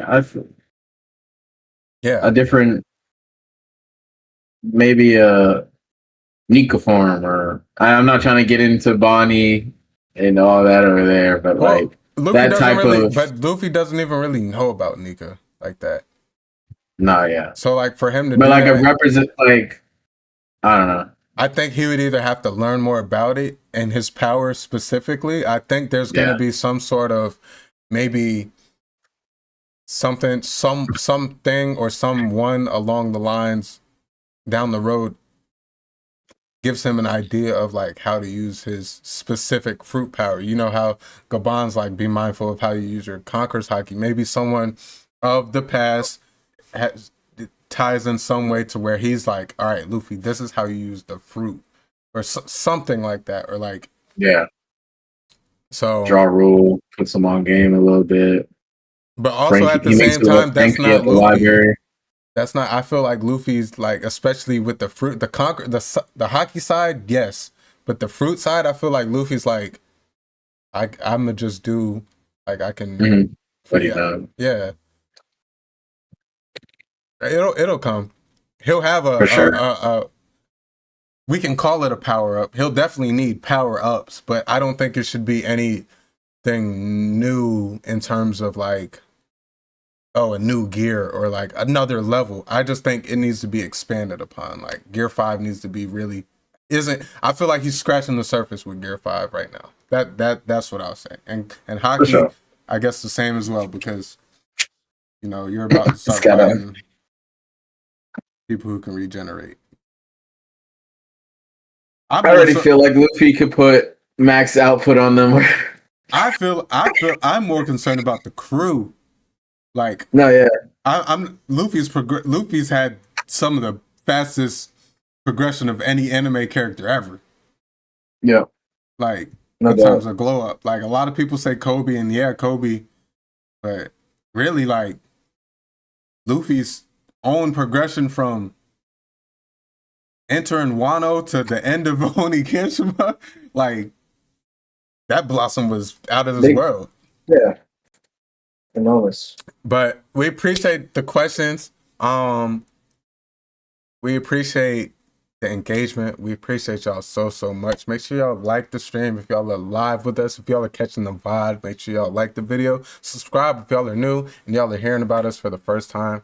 Come check us out on YouTube if y'all are on audio platforms, but we do appreciate y'all over there as well. Y'all listening to us on the go, and y'all may not be able to sit down and watch us. Your love is felt nonetheless, and y'all mean just as much to the podcast as our YouTube viewers. So we're just trying to make this thing big. We're trying to make this thing grow, and y'all are a big part and reason for that. We appreciate y'all so much. Podcast listeners, audio, 5-star rating. Give us a fire review. We appreciate y'all as well. And until next time, this was episode 20 of the Poneglyph Podcast, where we decode the world of One Piece and anime one Poneglyph at a time. I'm Jay, aka Milky Way Jay, your host. along back with my co-host, Ja, my brother. Yes, sir. We appreciate y'all so much on another great episode. We hope y'all enjoyed. And until next time, y'all be good, y'all be safe. We out. Stay blessed. PNG boys, we out. Out.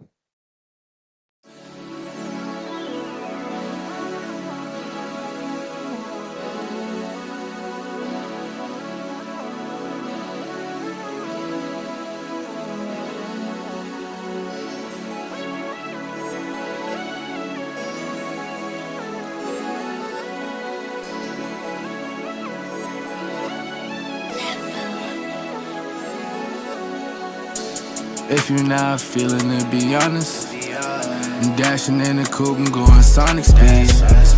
I gave you my all, tell me what else you need. I'm not ready for your love, but feel you rushing me. And my cup is running low, need you to fill it, please. I remember all those times it was a simple thing. Now I'm here all alone, reminiscing about what we could've been, I'm on the road, drinking, driving, swerving, I won't crash out. Got 12 on my ass now, still will chase the bag down. Hit the throttle, spaz out. These niggas crashing out, they living but they lashing out. Ain't chasing paper now. Whoa, I can't crash out. I remember I was broke, I'm getting cash now. These lame-ass niggas talking shit don't make me lash out. She don't make me lash out. Ballin' like I'm Jordan, make it switch. Every time I talk, I'm making hits. Trippin' daily, I feel like the shit. Yeah, I'm going, I can't reminisce. If you're not feeling it, be honest. I'm dashing in the coupe and going Sonic speed. I gave you my all, tell me what else you need. I'm not ready for your love, but feel you rushing me. And my cup is running low, need you to fill it, please. I remember all those times it was a simple thing. Now I'm here all alone, reminiscing about what we could've been. If you're not feeling it, be honest.